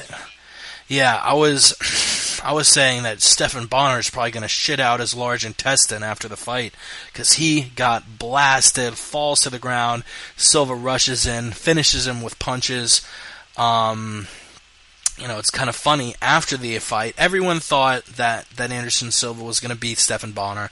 Silva was a outrageous minus 1,300 favorite on Vegas, which is twice the amount of mismatched fights, Jones Sonnen is only minus 600, and for our friends out there, minus 1,300 means if you bet 1,300 and Silva wins, you only make a profit of $100. If he loses, you lose all 1,300. Crazy favorite, yeah, insane odds. And Silva finishes Bonner for the first time in his career sans cuts, and I think this will probably send Bonner back into the UFC studio, where I actually really enjoy him. He's extremely well-spoken, obviously a part of UFC history with that Tough One finale. But goddamn, it was sort of funny after the fight. Silva got more questions about John Jones than he did about Stephan Bonner. This fight really proved to me, after wasting some money on Anderson Silva, there was a period where I bought a ton of pay-per-views in a row. I think I spent $1,400 over a course of maybe a year and a half. Every single pay-per-view I was buying it. And I actually had the privilege of purchasing Silva versus Cote, Silva versus Leites, Silva versus Maia, just some of the worst performances ever. And after seeing Chael Sonnen run through Anderson Silva in that first fight and getting caught, I was like, okay, well, that's his kryptonite. You got to pressure him. Don't let him have any area to move, and you have to wrestle him down and beat him up. Dan Henderson couldn't do it. He got choked out. Chael seemed like the way to go. And then cut to Anderson Silva front kicking Vitor Belfort in the face, and then completely dominating Yushin Okami, who has been the consensus number 2 middleweight. So Okami gets sent down the ladder, and then he beats Chael Sonnen again. And then he comes out for this fight, and I say, okay, Stephan Bonner's tough. He's never been finished, but he is a B-level light heavyweight. He's kind of a mixture of Forrest Griffin and James Irvin, the two guys that Anderson fought at light heavyweight. He's kind of technical, but doesn't have a lot of knockout power. He's a somewhat explosive, but not too much. Just kind of this middle ground guy who his biggest attribute is his heart. And during the lead up, I was like, man, this is a true Rocky moment. If he wins this fight, he's coming out of retirement. That would be a beautiful win. After seeing what Anderson Silva did, I don't want to see GSP versus Anderson Silva. I've been kind of rallying behind that for a couple years. I think GSP would get absolutely destroyed. Because of the size advantage, too. I mean, Jesus Christ. Yeah, he's 6'2". He cuts from 230. GSP is 5'10". They have a comparable reach, but after watching this latest string of performances by Anderson, I think if GSP steps in there, he'll get finished emphatically, and I don't want to see that. I don't think you should have a champion versus champion fight where it seems like one guy has the advantage. I think Anderson still is the greatest fighter of all time. I think he's better than Bruce Lee. I think he's better than all these guys that have been in martial arts. I think he's better than any boxer out there who would come over into MMA. I think he's better than any kickboxer. Just the way he does it. He floats like a butterfly, stings like a bee. He's water. He's fantastic. And, God, we only get to see him fight 2 times a year. I actually had to shush a couple of my friends when he was walking in the cage. I'm like, I only get to see this twice a year. You shut your dirty mouth. Yeah, and actually a quick shout-out to our caller who just tweeted back at us. It is Ramses. His UFC podcast, Word on the Street, WOTSpodcast.com, and you can follow him on Twitter at the Ant Jimmy Show. Thank you for calling in, and we'll shout you the fuck out too if you call in. Man. Hey, and shout out to you Houston, listener Texas. out there. Shout out to Houston, Texas. Shout out to Stockton, California. Shout out to Vancouver, Canada. Shout out to random cities that don't come to mind. Yeah, but going back to actual MMA stuff, Anderson Silva, I totally, I completely agree with you, and it's funny you said float like a butterfly, sting like a bee, because right before you said that, I was going to bring up, maybe a year ago, I would have put Ali 1, Silva 2. Silva's the greatest fighter of all time. Boxing, kickboxing, martial arts, he transcends everything. Just not only his record, but the way he dominates people. He gets in there and just manhandles them. 15 or 16-0 in the UFC. That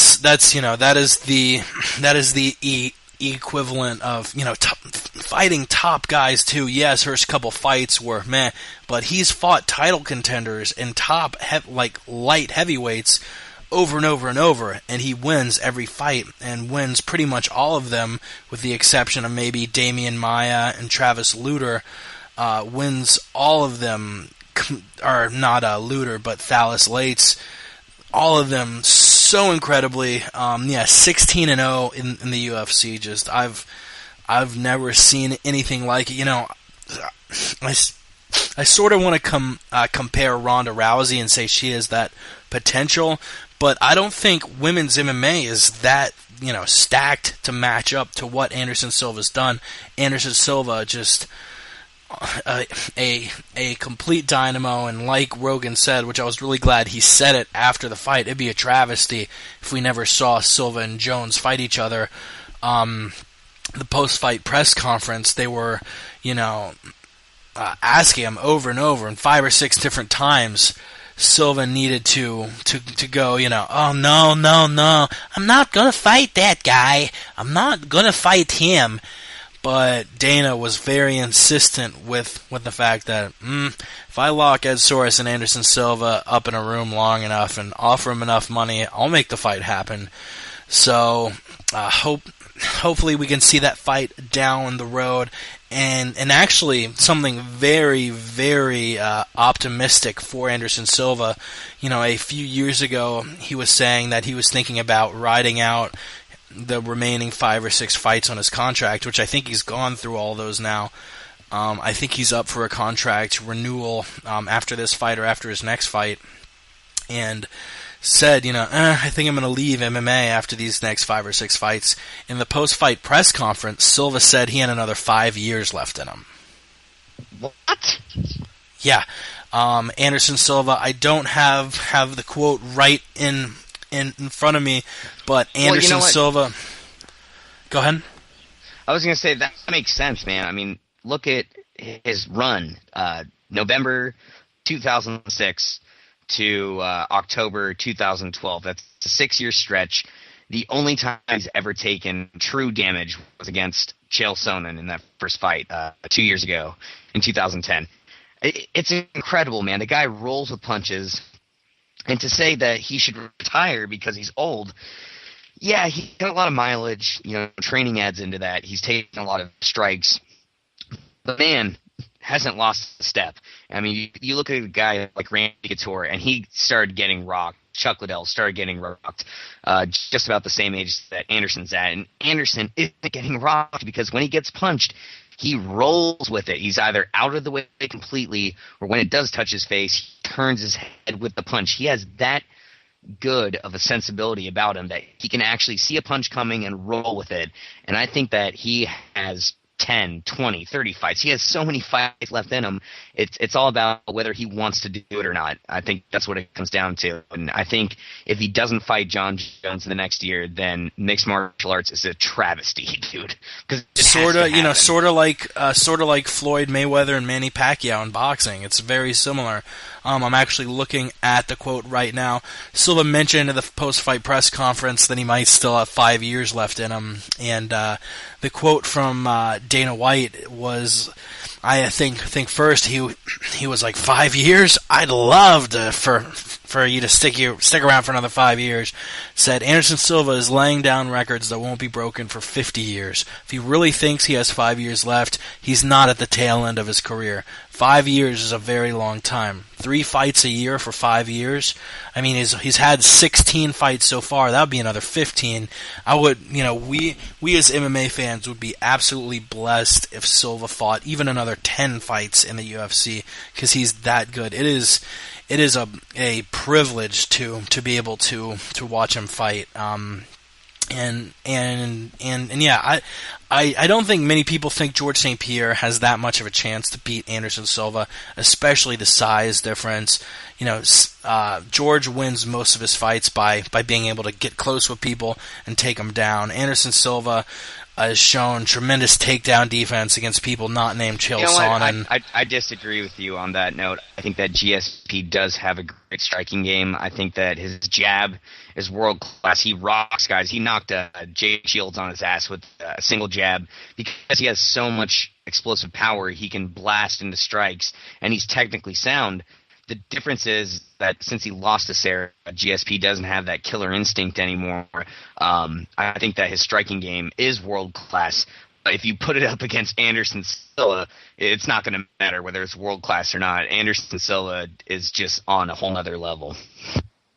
I mean, there's no one you can compare Anderson Silva's striking to that is a real person. The only person I can think to compare the striking of Anderson Silva to is Neo from The Matrix when he dodges all of those bullets. I mean, his fight against Forrest Griffin literally looked like he was fighting with cheat codes. I mean, Griffin, yeah, he's somewhat of an awkward striker, not exactly a textbook boxer, but Anderson Silva was ducking around punches, leaning forward to duck under some when Forrest could have landed a knee or an uppercut. He's literally leaning forward, like almost bowing to him to dodge punches. Pops back up, pop, pop, pop, pop. I mean, just there's no one like him that has ever lived. I'm trying to think of more metaphors to draw to him, but it's like in a lot of sports you see the greatest of all time, and then someone comes along and is better. In football, hockey, basketball, baseball, we have a generational superstar like a Hank Aaron or a Michael Jordan, and then you have more athletes coming along that challenge their dynasty. But in mixed martial arts, I think there's a strong possibility that in our lifetime, after Anderson Silva retires, we don't see anything like that ever again.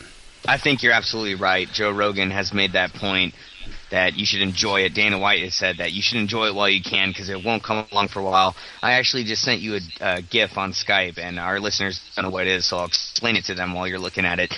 What impressed me the most about Anderson early on, 2007, UFC 77 against Rich Franklin, the rematch. Rich threw a high left kick, threw a left hand after it, and then a right hand, and looked at Anderson, and Anderson jibed every single strike, and then stood in front of him and went, let's do this. That's when I realized that he's the scariest man who has ever lived. It's scarier than Overeem, scarier than Fedor. That guy is a phenom, and he's one of a kind. Yeah, and Franklin was in his prime then, had defended the middleweight belt numerous times. At that point, was probably one of the greatest middleweights of all time. But Anderson Silva just did him with disdain. I'm looking at your tweet. You were our first. We have had other callers calling. We have Christian. We have Anthony from Arizona. We've had a couple more people. It's kind of funny how we've had first out of anyone who's called in that isn't someone we know. Oh, and on Ustream as well. It's our first Ustream caller. Yeah. Very true. But, which has been a blessing of a move. I don't need to worry about Blog Talk Radio fucking us up the ass every 5 seconds. Yeah. Literally. We can rail on it all day. Anderson Silva, John Jones needs to happen. And if he does indeed stay in the UFC for the next 5 years, the amount people are calling for it now, if that fight hasn't been made in a year, I think Dana White would need to empty his fucking pockets to make that happen. You know what? I think this mutual respect isn't a lock. I mean, It's sorry. Bullshit. They don't even train together. What the fuck?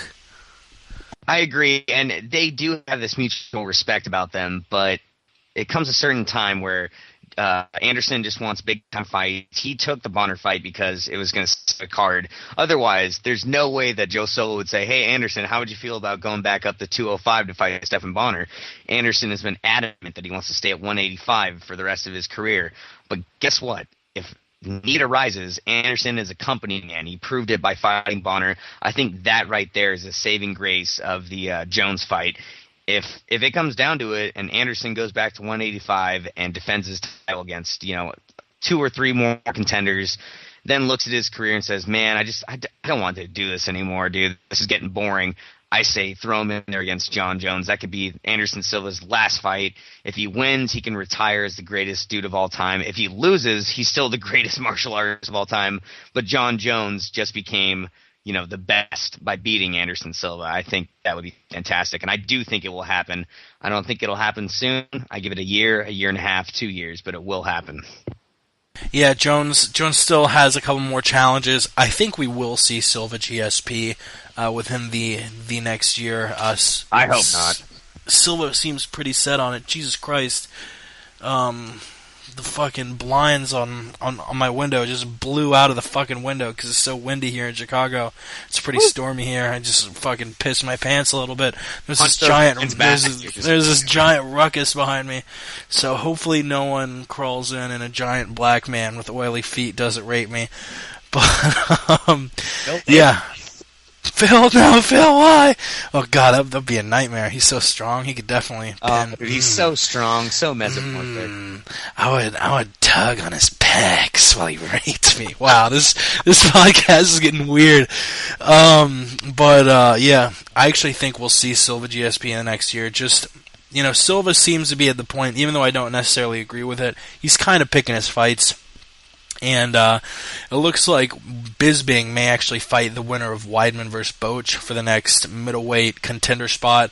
There hasn't been any official word, but I'm feeling like that's what's going to happen next. So I think next for Anderson, we actually probably see him fight George St. Pierre, whether he wins or loses against Carlos Condit. I say Weidman instead of GSP. Then if he beats Weidman impressively, give him GSP. Let GSP fight Condit, and then the winner of those two fights face each other. What do you think? I don't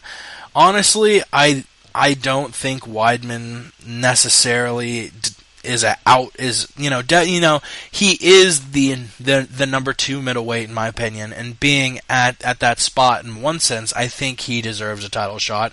But in another sense, I don't think he's like one of these guys like a Cain Velasquez or Alistair Overeem who really have beaten top people and deserved a title shot. Weidman, yeah, he beat Damian Maia. Didn't look that good, even though he did cut a fuckload of weight, 30 pounds in 2 days. Went on the prom night puke and semen diet or something. And against Mark Munoz, that made me question Mark Munoz more than it did me be like, oh my god, Weidman's a beast. Because Munoz, too, had been coming off elbow surgery, got these nasty bone spurs. I don't know if you saw a picture of it. A Google image search, Mark Munoz, bone spur, like elbow. Out of his elbow. It looks like they just took 3 rocks out of his elbow. Like, geez, like big rocks. Like, that was horrendous. I mean, it wasn't that gruesome. It was only, a picture of bones they took out of his elbow. It didn't show his elbow cut open or anything. It was just little pieces of bone. But it made me cringe thinking, oh my god, those were in his fucking elbow. But, I don't know if Weidman necessarily is that deserving of a title shot next. He will be after he beats Tim Boach, if he beats Tim Boach. A lot of people are saying that's a gimme for him. I'm not so sure. But I wouldn't be that sympathetic for him if they made him fight one more and fight Michael Bisping after that fight. I'm a lot more sympathetic to the welterweight contenders. If George St. Pierre wins this fight and beats Carlos Condit, gets the undisputed championship again, and then fights Anderson Silva, which a weight class has not been chosen yet. It'll probably be closer to 185 than it is 170, just because Silva already cuts tremendously. I feel bad for the welterweight challengers. Like, what's going to happen with the winner of Campman Hendricks? I think the winner of that fight is more deserving of a title shot than Chris Weidman is. Yeah, man, I don't know, dude. Middleweight is such a clusterfuck. Like you said, Weidman definitely isn't deserving. I think he's looked fantastic, but he hasn't had that real signature win. Munoz, if you look at his win record, obviously doesn't really have any huge wins. I mean, CB Galloway. Munoz! Huh? What? Mark Munoz! Yeah, Mark Munoz. Yeah, no, he beat CB Galloway, Kendall Grove. But if you look at his losses, he's lost to Yushin Okami. He lost to Matt Hamill. Sorry, not Mark Hamill. I'm your brother! Yeah, so I agree with you. Weidman is a little overhyped at this point. I would like to see Belcher, Boach, and Bisping get the next shot over Chris Weidman. The 3 Bs. Yeah. Belch, Bocher, Bisping, Bears beats Battlestar Galactica. I like that call, but let's not don't too much on the whole Silva title picture thing. Really only time will tell. In this upcoming St. Pierre Condit fight, I think will have a lot to do with who Anderson Silva fights next. Honestly, it'll probably be better for Anderson if George loses, just because then George won't have that obligation of needing to fight a title challenger at welterweight, which I kind of stick by my guns there. I think welterweight's more stacked, especially the top 10. You have a lot more impressive talent there. But, also if you want to call in, like our buddy Ramses, of God, I already forgot the name of his fucking podcast, because I have zero memory and I'm high as fuck. Word on the Street podcast. Call in at 213, which we're fucking giving Word on the Street more cred than MMA Mental. Go out, check MMAmental.com. Our buddies Ray and Patrick. They're a couple of cheeky bitches who have beautiful nipples. They have spaghetti nipples, actually. And you know all about that, don't you? Oh, I know all about some spaghetti nips. If the depth of your nipple is over, I want to say, a quarter inch, you have a spaghetti nipple. I have very shallow nips. I unfortunately don't have spaghetti nips. If I had spaghetti nips, I'm sure I could generate a lot more pleasure. Just cut diamonds with those bad boys. But, listen to MMA Mental. If you want to call in, if you're listening live, the number is 213-457-3380, which is up there on our little call-in now thing. So you should be able to see it. If not, if you can't read or something, 213-457-3380. Also, tweet us at the MMA Podcast. If you want to tweet us anything from, I thought Herman Bignog was a fix. I thought the Eddie Alvarez Pitbull fight was absolutely amazing. You should talk about that next. I have spaghetti nipples. We will read your tweet on air, and I will touch myself in a private area. And visit us at themmapodcast.com, obviously. Speaking of Eddie Alvarez versus Patricky Pitbull, what's his last name? Patricky Pitbull, I can't believe it. Fieri. Yeah. Wow, yeah. I don't know why I blanked on that.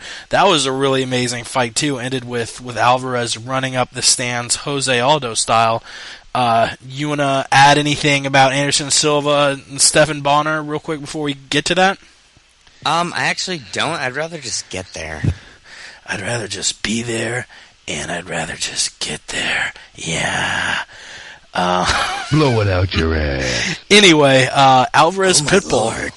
Why don't you break that one down for us? Absolutely. One of the greatest fights of 2012, too, if I may add that. Yeah, Eddie Alvarez is one of those guys that has said on the MMA Hour that he doesn't care about glory or, being on top of the world. He has a family to support. And, I don't really agree with that. I think that's dumb. If you're going to be in the sport of MMA and you're an entertainer, you should, shoot for the stars. But you can't discount the guy for saying that he has some mouths to feed. So he said, whoever offers me the best deal, I'm going to go for it. And so far, Bellator has offered him the best deal. If you look at UFC, guys who haven't fought in there, haven't actually fought in the UFC, have gotten, notoriously bad deals besides Brock Lesnar. Unless you're a true entertainer out there, if you're just a fighter and you're not a huge name in the mainstream, then you're going to get a pretty shitty deal. That's why Aoki, Bibiano Fernandez, those guys didn't sign with the UFC because they could make more money fighting for a smaller organization. After this fight here, Eddie Alvarez went in there against Patricky Pitbull and rocked him with a straight right hand. He dropped down, hit him with a few hammer fists. Patricky pushed him off, got up, stormed towards him. It was the craziest thing I've seen in the last year, I think. He got rocked, almost knocked out, pushed Eddie off, sprung back to his feet, and ran at Eddie Alvarez. He looked like a pit bull, dude. He was like, just gritting his teeth and throwing punches. He rocked Eddie. Eddie was on the run, just tripping over his own feet, bouncing into the cage. Then finally, Eddie had the wrestling chops to just put him against the cage. And cut to, I think, 2 or 3 minutes later, he, off of a transition, off of a break through this beautiful high kick, caught Patricky, followed him down to the ground, and knocked his ass out, dude. And the next day, Dana White was famous as saying, you know what, me and Eddie have to talk. So Dana White sent out that olive branch and said, look, we want you in the UFC. And I think Eddie's earned it, and I think Eddie should really stick to his guns, man. Like, hey, look, you want me in there? You think I'm good enough? I think he should negotiate for a real nice deal, and I think that's going to happen because we need to see that guy in the UFC. He's absolutely fantastic. I couldn't agree with you more. That was an amazing breakdown. Yeah, Eddie Alvarez, he did take that loss to Michael Chandler, and that definitely did hurt his stock quite a bit. But taking that single fight out of the equation, the dude is on a tear. I mean, since joining Bellator, actually fought at Bellator 1. The guy is, I believe, 9-0. 9-0 in Bellator. There's one dream fight thrown in there. Or 9-1 with a loss to Michael Chandler, which that fight was a barn burner. It went back and forth. If Chandler hadn't in that in the 4th round with a rear naked choke, who knows would have won that fight. Has really 2 impressive wins. He just beat Patricky Pitbull and Shinya Aoki in the 1st round by knockout and TKO. The guy definitely belongs in the UFC. I think would be a top 10 lightweight. Could easily compete with guys like Pettis, guys like Cerrone. I would even think he might work his way up to a title shot in a year or so, year or 2 maybe. Yeah, the sky's the limit for this guy. You're absolutely right. Aoki is no joke. He's one of the best grapplers in the division, in the world. He crumbled against Melendez. He got knocked out by a guy in K1. But other than that, Aoki has looked fantastic. Just has some crazy grappling, a real sick guard. I mean, he's broken arms by hammerlock. He's choked guys unconscious. He's fantastic. So Eddie put him out emphatically in his fight before fighting Pitbull. And if he comes to the UFC, I see him getting a real top-flight opponent, maybe Jim Miller. I think Jim Miller would be a great fight for the guy. I know Jim's coming off that loss, but to see where he's really at. Otherwise, if you look at lightweight guys that aren't signed up for fights or aren't on really good streaks, I would have to say maybe, Frankie's gone. He's going down. You got Pettis versus Cerrone. You got Diaz versus Henderson. Maybe a Gleison Tebow or help me out here. Who's that lightweight who isn't signed up for a fight? I'm floundering. No, there are a lot of lightweights signed up for fights now. You have guys like Cerrone and Pettis, like I mentioned before. Maybe even the winner of like a Joe Lauzon, Gray Maynard, Jim Miller, as you mentioned, Fareed, Michael Johnson just coming off an impressive win against Danny Castillo. That would be a nice explosive matchup. The sky really is the limit for this guy. It is, and I can't wait to see him in. Maybe if Strikeforce really does get absorbed into the UFC sooner than later, we can see a couple guys who were pretty much unanimously considered the best 2 lightweights outside of the UFC. You could see Gilbert Melendez versus Eddie Alvarez. How about that fucking fight? My God. Guys with sick boxing in different ways. Eddie's more of a jab and counter guy, and Melendez is way more aggressive, and they both have world-class wrestling. That fight would be a barn burner. Good call. And Alvarez has talked about not fighting his friend Frankie Edgar, and it kind of works out now with Edgar moving down to featherweight to fight Jose Aldo, which I believe is still going to be Aldo's next matchup. I don't see the UFC losing this bidding war. They weren't able to get Bibiano Fernandez, which really bummed me out. I think he's a top bantamweight, but they can make up for it by signing Eddie Burp Alvarez. They sure can. So unless you have anything else to add with that Bellator card, you want to move on to the news? Weren't we just doing it? Sure, go ahead. No, we weren't doing the news because we didn't play our funky theme. That was still technically a fight breakdown. You silly bitch.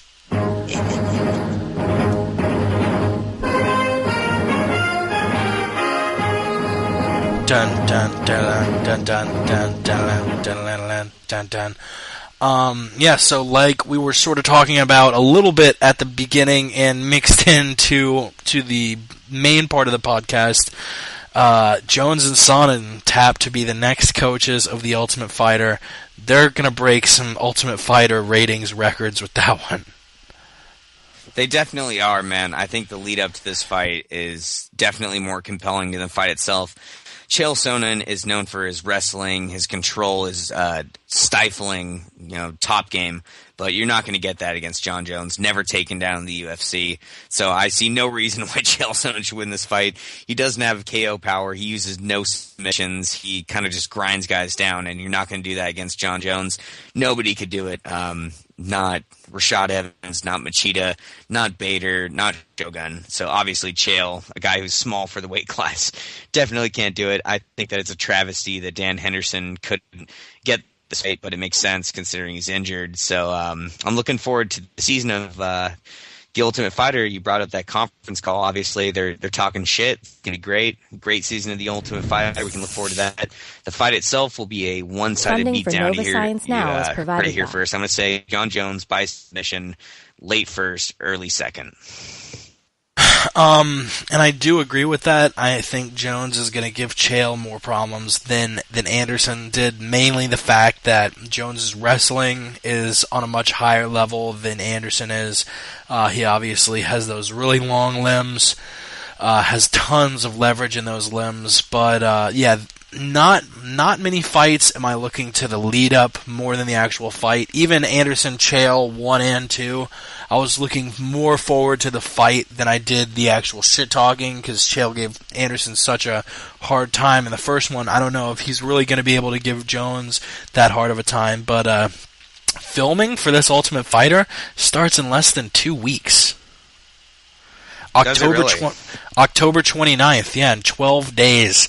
The Monday after next Monday, and the fight is going to be in April. We're going to see the season of the Ultimate Fighter start at the beginning of next year, January. Let me just read off a couple of the highlights from the conference call. I don't normally listen to conference calls because they typically bore me, but I figured with Chael Sonnen, you can never lose. I actually wrote down a couple of highlights as it was happening. There was one moment where Sonnen said, "Even if you lose, I bet John Jones still throws an after party." And Jones is like, "Yeah, I might throw a hell of an after party, definitely in April." Obviously, the biggest highlight of the whole call was Jones going, "You in good shape on TNT or?" TNT on TRT or off TRT? And Sonnen replies, "On TRT. Next question." I'm looking at a couple more of his quotes. He said, "Who did he even beat? It's been a revolving door in that division since Chuck and Randy left. He's not the guy. The only thing that delegitimizes the title is the brat holding it." Says, "I've been on both sides of an ass whooping, and that's something John hasn't. But he's also fought a lot of guys that are timid and afraid of a fight. I'm just gonna walk in there and get in a fist fight. As much as I'll admit he's better, skill for skill, he's fantastic. But I'm in better shape than him," which is where Jones replied, "On TNT or off TRT." Chael actually promised he would take down Jones over and over and over. Thanks for having me, by the way. I just want to apologize to everyone. I have to go. Got to put some laundry in. Jake Walters is more than capable of carrying you through to the end, and we go. And abrupt ending from Chris, but saying, "Come on, Chael, really?" After Chael said he was going to take him down over and over and over. There was a lot more news popping up here. The Daniel Cormier card scrapped. We're not really sure what's going to happen there. Daniel Cormier actually wasn't even made aware, still wants to fight Frank Mir, but said with a Strikeforce, man, what is going on here? At least let me know what's going to happen. Apparently, he was not made aware. Frank Shamrock going on Inside MMA talking about the buyout, saying, he can't really say anything. Can't, because he works for Strikeforce, can't talk about the fact that they may get bought out. So yeah, we're definitely going to see what happens there with Strikeforce and the UFC. Sorry if I'm a little bit bumbly.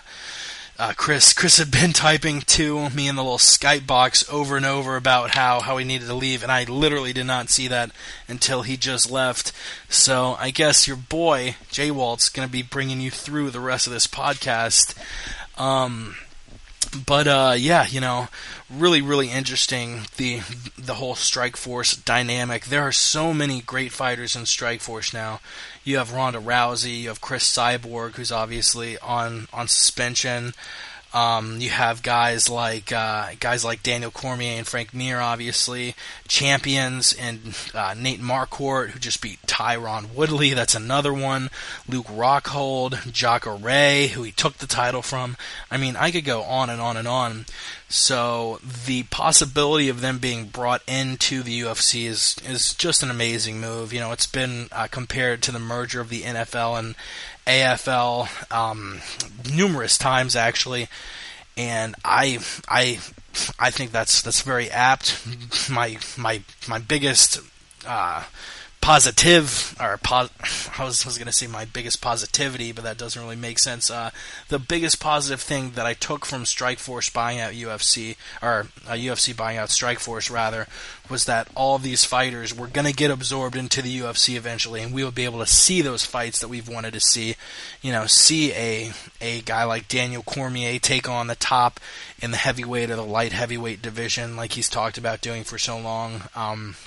See the UFC eventually open up these female divisions in the sport, which is really sort of a long time coming, especially with Ronda Rousey doing what she's doing. It's hard to deny women's MMA, and you have tons of fighters coming up too. Marloes Conan, Sarah Kaufman, Misha Tate, Julie Kedzie, obviously Chris Cyborg, especially at the 135 and 145 pound marks. You have a lot of really impressive female fighters, and really, it does need a little bit of growth, and nothing's going to stimulate that growth more than the UFC can. Invicta's doing a really great job. I've actually watched a couple of those cards, and it's a really great show. A lot of amazing fighters. You see a lot of technicality in both the striking and the jiu-jitsu there. But Invicta isn't really something, at least at this point, that appeals to the mainstream. I don't know anybody other than a hardcore MMA fan who's even heard about Invicta. I'm actually reading what Chris had to say now. Definitely don't be upset at him for needing to ditch last second. He actually he was doing laundry, which he needed to pick up down the road, and I definitely understand, needed to bail out so all of his clothes don't get stolen or something like that.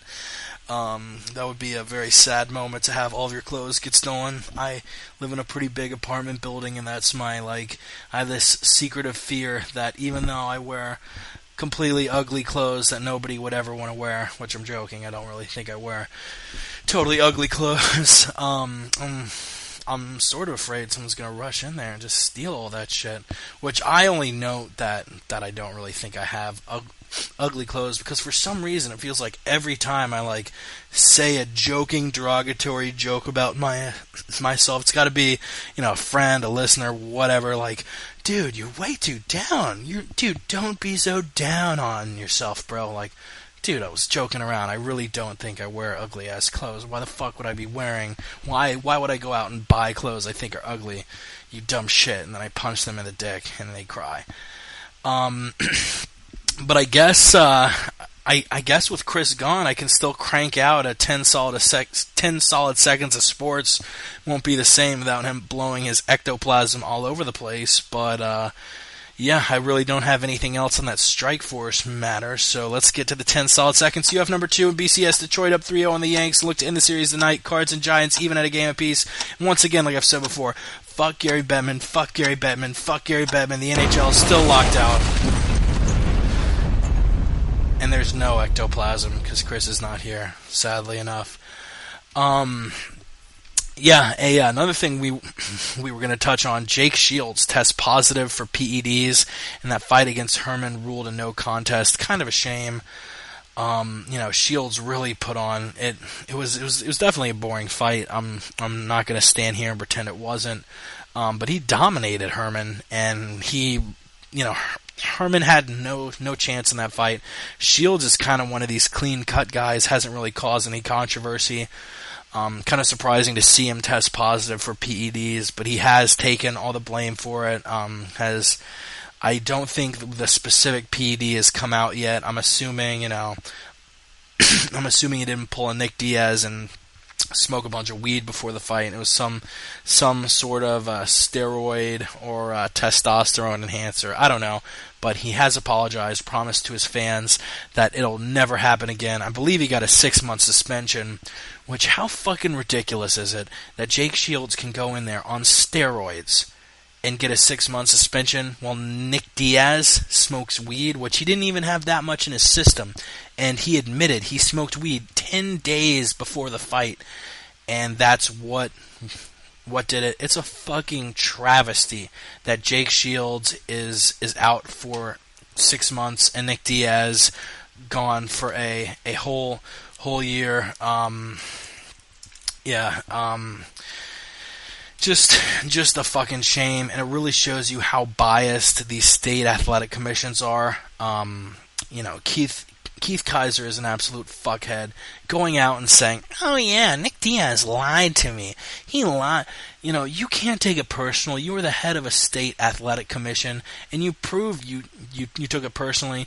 If you actually watched the hearing that they brought Nick Diaz to, Nick Diaz was making legitimate points, and you could tell that they had the commission hearing them. They had their mind made up going into it. Just absolute atrocity, and it's one of the many problems we have with state athletic commissions now, that just want to put their 2 cents in no matter the fuck what, and they don't look at facts straight up. They're biased, and there's problems with judging. These fight commissions are so antiquated and so behind the times. It makes me sick that that's really the only recourse a lot of these guys have. And to kind of move on to another couple issues that sort of have athletic commission undertones. Shane Carwin blasting the VADA, not Nevada, but the VADA, VADA, the Independent Third Party Drug Testing Organization, for their credibility. Pretty interesting. I was listening to it, and not listening to it, but reading what Carwin had to say on mixedmartialarts.com. When Carwin first started blasting VADA, I was like, oh, okay, he's only blasting VADA because he doesn't want to get tested, because he wants to take steroids while he trains, whatever. But I read it, and he makes some good points. VADA coming on, and like literally on the front of their website, they talk shit about Shane Carwin, talking about his prior steroid use and alleged things in the past. Alleged, nothing confirmed, alleged. Almost to the point where if I was Shane Carwin, I might want to sue for libel or slander, because they're just straight up talking shit about him. Really, really just horrible move. I gave VADA a lot of credibility. I was happy to see that the BJ Penn Rory McDonald fight was going to have VADA testing as the 2 men trained. I think that's still on for their fight upcoming in December. But yeah, just not a very good thing. If you're going to be drug testing, guys, the one thing you have to make sure you keep sacred is a sense of non-bias. You've really got to be nonpartisan and can't give any favor to anybody, or else your results will all be fucking skewed. So, yeah, I really don't like VADA coming out, and I think this might end up being a fatal move for them. I don't see how a third-party drug testing organization can get away with talking shit about a fighter that they want to drug test in the future. And because of this, I was thinking, VADA might be an up-and-coming company the UFC uses. That'll be awesome. But with this, I think we'll probably see VADA fade into black in the next year or so. Just another couple news items we'll swing over before we lead you guys out. And again, totally my fault for not seeing that Chris he had been furiously typing in Skype like, dude, I gotta leave in 10. 5 minutes later, I gotta leave in 5. Dude, I gotta leave in 2 minutes. And actually, as he left, I think he was like, fuck. So, my fault for turning off this Skype alert noise. Actually, I can't really have the little noise play every time because I'm wiring, for all of you geeks out there, I'm wiring the sound. So every sound, which every now and then, I'm sure you've noticed, there will be it sounds like an advertisement playing or some random noise. That's just me fucking up and accidentally going on a site that has audio while I'm trying to dig up a quote. Or the end of the last episode, I think the wrong song got played for a second there during the outro. Still something I'm sort of getting accustomed to, and also one of the reasons why I didn't want to have any fighters come on this episode or the last episode, because I wanted to get all of the glitches out of the way. Actually, when our friend Ramses called up the first time, I accidentally put Chris on hold, and luckily he hung up because I didn't, add him to the conference like I did the second time. But yeah, sort of a grab bag. We only have about 5 or 10 minutes left. If anybody's listening, obviously, because it's only me chatting my own head off, if anyone wants to call in and talk about anything MMA related, whether we haven't gone over it or have gone over it, definitely interesting to hear your opinions. Yeah, I'm definitely gonna go and look back at that Dave Herman Big Nog fight. From seeing it, I don't think it was a work, but man, if he really did nod at him before takedown, that's all sorts of fishy. Another couple topics I wanted to broach before we sign off or get any phone calls, which we will be on for at least another 5 minutes. Thiago Santos, oh my god, he fought Eric Prindle. Which, in a really, really sad twist of irony, the saddest of all twists of irony, really. In their first fight, Thiago Santos, Eric Prindle, I believe the fight was ruled a no contest. I'll look that up right now, and you can tell when I look stuff up, because I start to talk like this. I talk all sorts of slow, but, yeah, Eric Prindle's first fight against Thiago Santos at Bellator 59 about a year ago, last November. First round ruled a no contest because Thiago Santos kicked Eric Prindle in the groin. And this fight ended the exact same way with people on the opposite side. This time it was Prindle who groin kicked Thiago Santos. And one thing that I hate, the Avada thing kind of gets to things I don't like about athletic commissions, the fact that they don't properly drug test people. I actually believe in Olympic-style testing because, with the current way testing goes, you can take all the steroids, all the PEDs you want as you train, and then just cycle off of them. Cycling off is a term you hear all the time, and not just MMA, but in baseball, but in football, you have guys cycling off, which basically means you take steroids, you cycle on to steroids, which steroids you take in a cycle of a bunch of different drugs, and then cycling off of steroids is either getting off them just to get off of them, or getting off of them more usual than not because of a drug test. And in the current way it's done, fighters, it's a staggering number. You hear a lot of people ask, What do you think is the amount of fighters in the UFC taking steroids? And the answer is always, well, I don't do steroids, obviously, but probably 85%. It's always a ridiculously high number because the current system allows people to take steroids between fights as they train and then cycle off of them, still be the same juiced up freak that they would have been if they were still taking steroids, but they just cycle off. I don't know, I obviously don't do steroids, but I don't know whether if it's 2 weeks, 3 weeks, a month, but they cycle off of steroids, pass the drug test, and get back on the juice before the next fight. Which, you see these guys with back knee. Back knee is one of the main things that, points, oh, this dude did steroids. But the thing I didn't like about this Prindle-Santos matchup, going back to it, obviously it's a really sad. Both times it was accidental. Thiago Santos did not mean to kick Eric Prindle.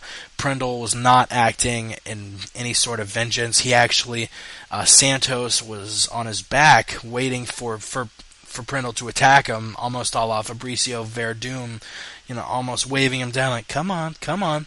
And Prindle walks up and axe kicks Thiago Santos right in the fucking nuts. Actually breaks his pubic bone, which that has got to be the most painful fucking experience for any man to go through. You're lying on your back, and a big heavyweight, like Eric Prindle is not a small heavyweight. If you look at him, boy's a big ginger.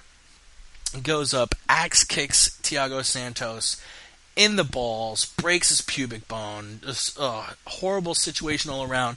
But the situation that I really hate is the athletic commission thing. The first fight between, that was very well worded, athletic commission thing, I'll say scandal. I liked it. Oh shit, he's fucking back. I went on a giant rant, a 10-minute rant. Actually, I mentioned before, it was my fault for you needing to cut out early. I was not looking at the Skype conversation, and obviously you've got to go and grab your clothes so A, people don't run in there and steal it, B, it's not all fucking wrinkly for you to go into work. So that was my bad about not seeing that Skype convo, my friend, and I'm glad you're back. Yeah, no problem, guys. I actually didn't have to go grab it. I had to put it in. If I didn't make it by 8:30 my time, they shut down the machines. Like, it's not like you can go in there late and put it in. They cut the water off, so there's no way I could have actually washed my clothes. That's why I did it. I had to do it. True, so, yeah. Listeners, my bad. No, it's all good. And actually, the reason why I didn't fully know is I couldn't read it and keep on talking about shit at the same time, so I scanned over and I was like, yeah, laundry and time and whatever, fuck it. When you were gone, I went over the Strikeforce card, maybe being strapped, Cormier being in the dark, Jake Shields testing positive for PED. I knocked out my 10 seconds sports. Talked about Carwin. Carwin. Yeah, see, I actually mentioned it was sad you weren't there to blow ectoplasm all over the place. It made me sad. It made me sad, dude. But Carwin blasting the credibility of VADA, which I really think this kind of buries VADA. As an independent drug testing agency, the one thing you need is no bias, nonpartisanship. And for VADA to pretty much go up there and not only talk shit about Shane Carwin, but talk shit about Shane Carwin that he's been accused of. It isn't even proven, saying, oh yeah, he's roided.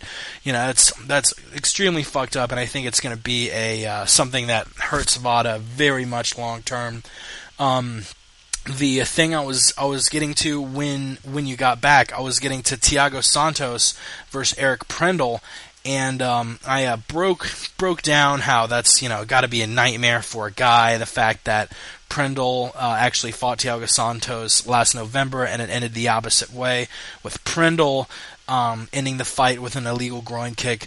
What I don't like at all, which harkens back to the shittiness of state athletic commissions, which the whole thing that started my rant on this is the fact that Jake Shields is only getting 6 months suspension for steroids, while Nick Diaz gets a year for weed, simply because it's biased, and Keith Kaiser has a personal vendetta against Diaz. And if you watch the hearing, you could tell they had their mind made up before that shit even started. Another thing I hate about these antiquated state athletic commissions is that you had the fight essentially end the same way, even though with the fighters being in opposite roles. At Bellator 59, Thiago Santos ends the fight due to an illegal groin kick. At Bellator 75, Eric Prindle ends the fight with an illegal groin kick.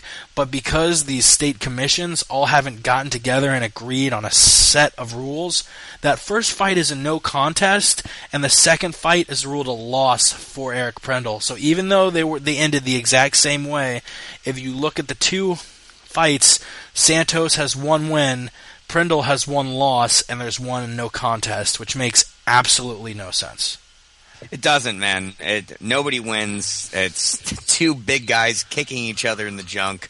It's just sad, dude. And I just wanted to go ahead and say something real quick, a funny little story. So beyond the Prindle-Santos fight being a complete clusterfuck, Prindle, I actually left, and I hung the headset on my chair, which I do now with this new headset. I used to just throw it or drop it. Now I'm hanging this laser-tuned beauty on a chair to make sure it doesn't get fucked up. and I hear you talking, and I'm like, damn. And I just walk out, grab my bag of laundry, leave, do my business, come back.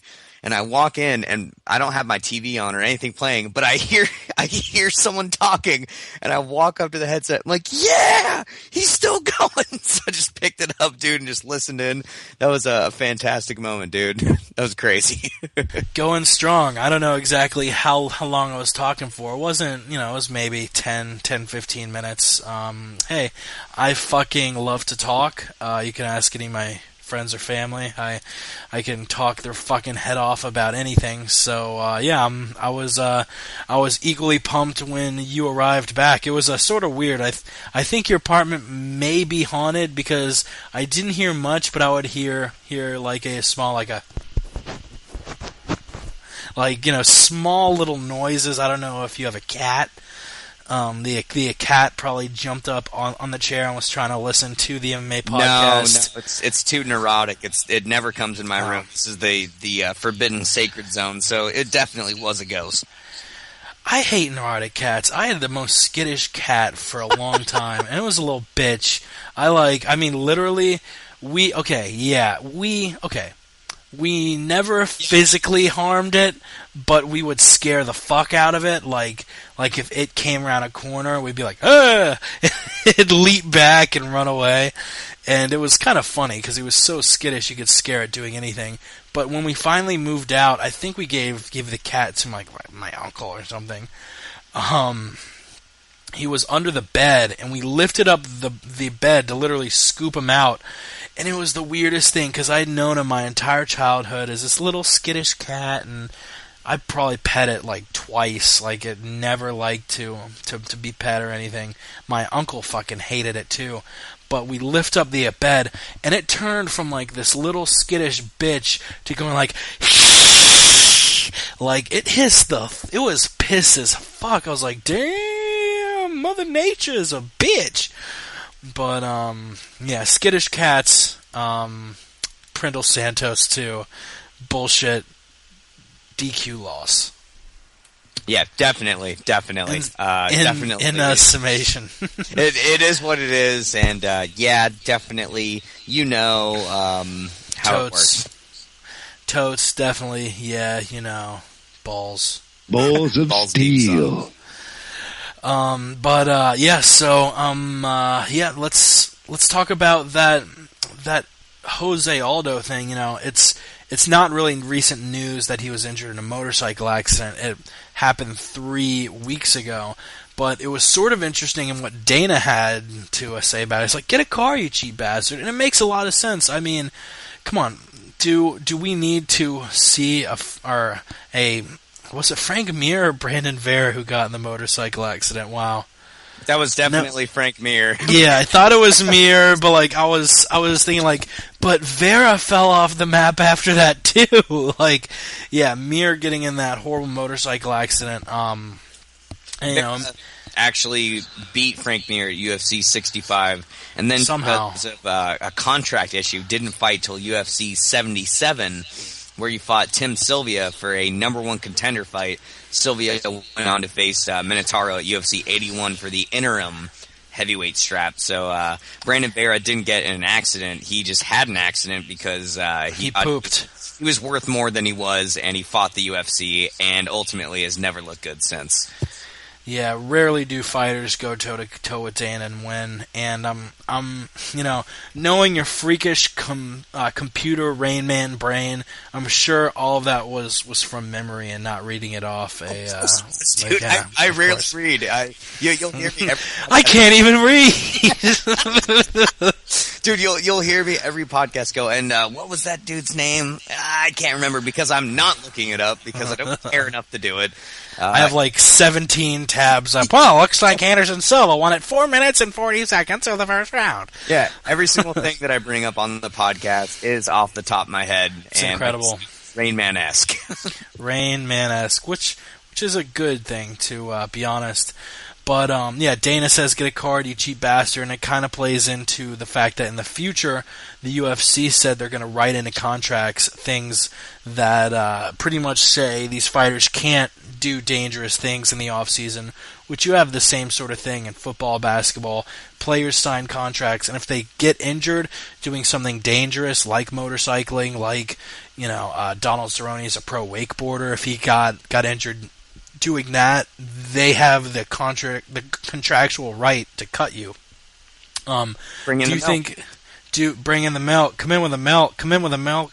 Do you think the UFC should have the right to dictate what these guys do in between fights?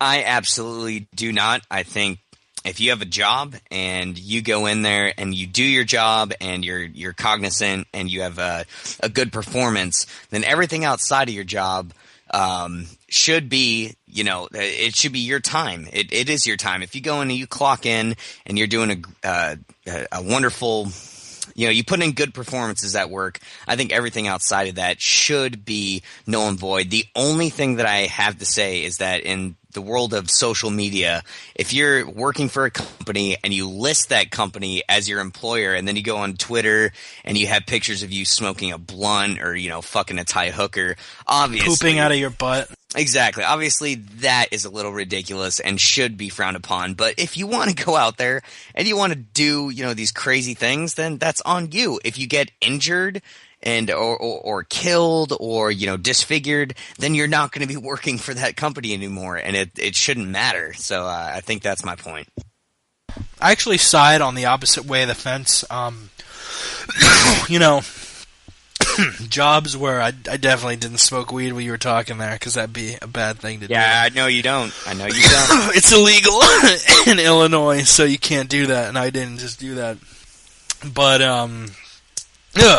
But yeah, I actually am on the opposite side of the fence. For most jobs, you know, you can't dictate that. You know, if I get a sports marketing job with the Chicago Bears, say, they can't say, yeah, so you're going to be working in the office Monday through Friday, 9 to 5.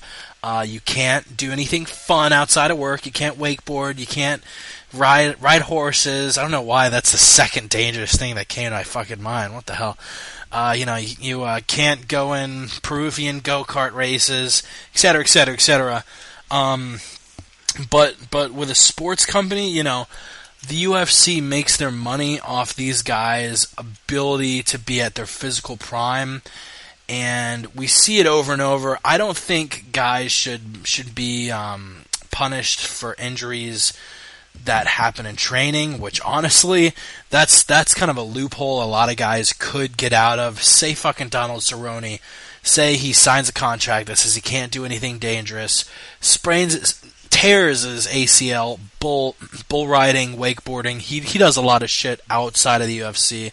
Well, shit, he can just not go straight to a hospital, wait a day, and then go in and be like, yeah, I was training for the next fight, and that's how I got injured. I don't think it applies to most jobs, but I think like a company like the UFC, the NFL, NBA, it's sort of a violation of rights. I do agree there, but it's something that we've almost needed to deal with in the entire country. I mean, companies can drug test you, and that literally means that you can't do anything outside of work. It means they own your flesh. I do disagree with that. A company like the UFC can't take ownership over your flesh outside the fights, but to just say like, hey, please don't fucking go riding a ninja motorcycle 150 miles an hour through traffic, because this most recent fight, UFC 153, canceled because of a Jose Aldo motorcycle, or not canceled, but changed up because of a Jose Aldo motorcycle accident. I think you're absolutely right. If your body is your tool, your body, yeah, as an athlete, as a fighter, and as a company that expects you to show up on fight night, it's not like you can come up with a replacement. They have to do it. I agree with you 100%. That's a great point.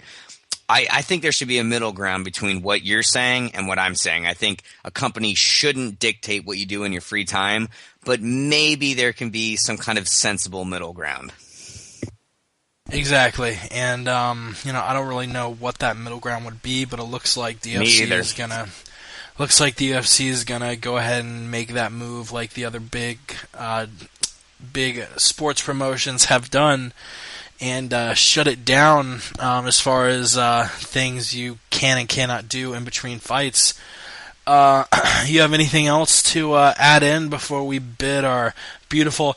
And I also want to say a scientific study just came out. It turns out the average MMA podcast viewer has a penis 3 inches longer than the American average, the American mean penis length, so to speak.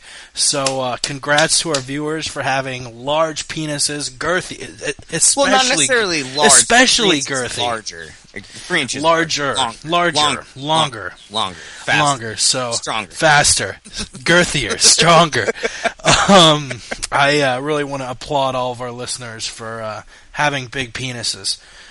And so, if you have any issues, any comments, any picks, any picks, hit up the MMA Podcast, and we'll at back the MMA Podcast. If you want to follow our personal Twitters, if you really want to get to know what makes Chris and I tick, Chris is at. Is there an underscore after the C? I always forget. No underscore, right? No underscores. No underscore. C, capital L, and then Owenstein. Owenstien. EIN. EIN, yeah. EIN. EIO, EIO. C. Lowenstein for Chris. Myself, I'm Jake Walters with a Z. JAKE. WALTERZ, and we're both on the MMA Playground. Great forum if you go on there. I'm Jake Walters, just normal with an S. Ray, our buddy with MMA Mental, which definitely remember to check them out at MMAmental.com. Ray is I always call him Robbie, but he says it's Rabbi.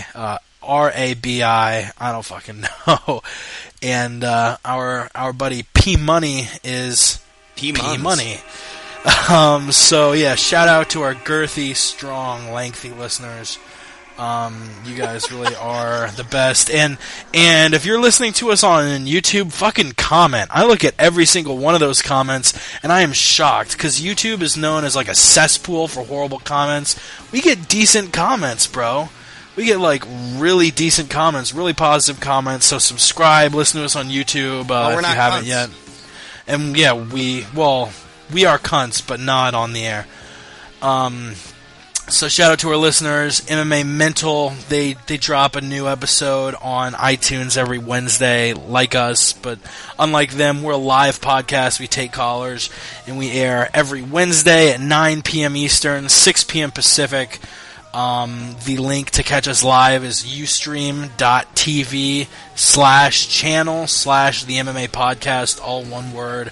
We also do a roundtable every Monday with Ray and P Money every Monday at 7 p.m. Eastern, 4 p.m. Pacific. We do eventually plan, I know I've been saying it for weeks, we do eventually plan to get Nate Corey on, to get Renzo Gracie on, to get Michael Schiavello on. I actually had a DM conversation with Schiavello and Coco today. Coco won't be coming on the next month. He's a expecting father, actually, going to be having a kid soon, so he's going to baby classes with his wife. Congrats, Joey. We can't wait to have that cocksucker on. Why are you crying so late? Goddamn cocksucker. Goddamn cocksucker. I'm just trying to feed you some goddamn milk. Put you to bed, you little toddler cocksucker. So yeah, Corey, Schiavello, Renzo, Coco, going to be a good time with all of them. Visit us on Twitter, like Chris said, our website, themmapodcast.com, and we gone. We gone.